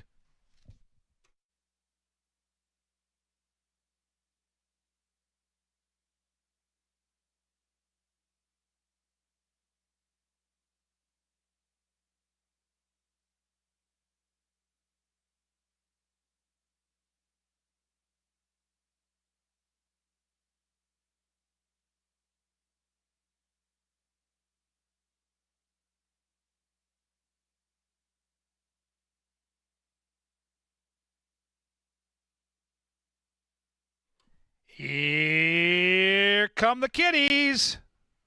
Walk all the way down to the far side there, guys. Spread it out. We got a lot of kids that want to run. Find your spot on the starting line and stretch out and get ready. It's almost race time.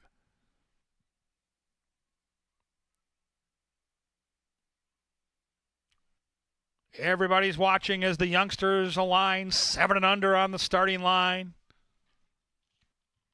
There's a buzz in the air here. These little cherubs get to run down the stretch where they watch those horsies battle all day. Still plenty of room. Find a gap in the starting line. Find your spot, little ones. You'll be running 50 yards down to that line. Excitement builds here. Tension abound. These youngsters are stretching out, getting ready on that line.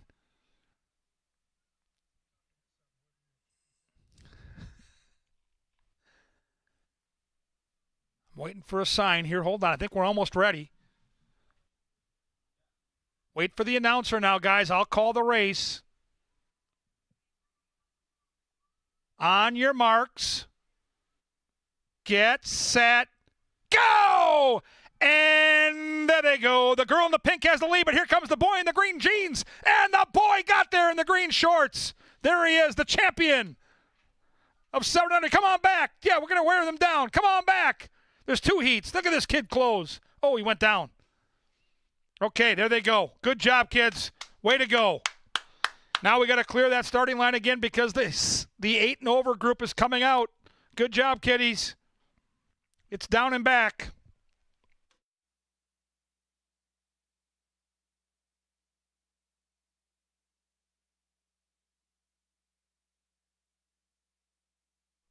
Nice job. Look at that little one go.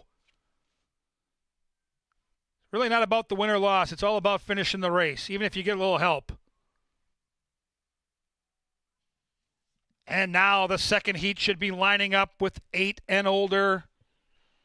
The big kids now heading towards the winner's circle and onto that racetrack they come. 8 and older. This is your opportunity. Yes, you finish in the winner's circle, little ones. Good job. Mr. Gruen will point you in the right direction now. Heat 1 is completed. Good job. Way to go, kids.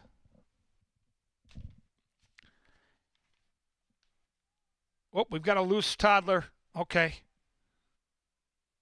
Here come the 8 and older youngsters. Spread out, find a spot on that starting line, and you're going to go down and back. That was an announcer error earlier.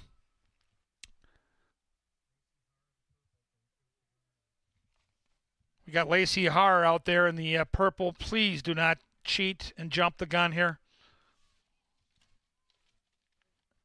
Find some space there on the far side towards the turf course. And remember, kiddies, we're going to go down and come all the way back. I will wait until everybody's got a spot. Whoop. Okay, wait now. Don't jump the gun, kids. There's still room. Ready, set, go! And there go the older kids. Down and back they go. We got Blue Jean guy. Kelsey's daughter's got it. Look at her go. In the purple. It's going to be close. Oh, no. Photo finish. 1 girl and 3 boys hit the line together. Huh. That was too close to call. We lost a couple sandals. Sandals down. Way to go, kids. Excellent job. We'll see you next Sunday.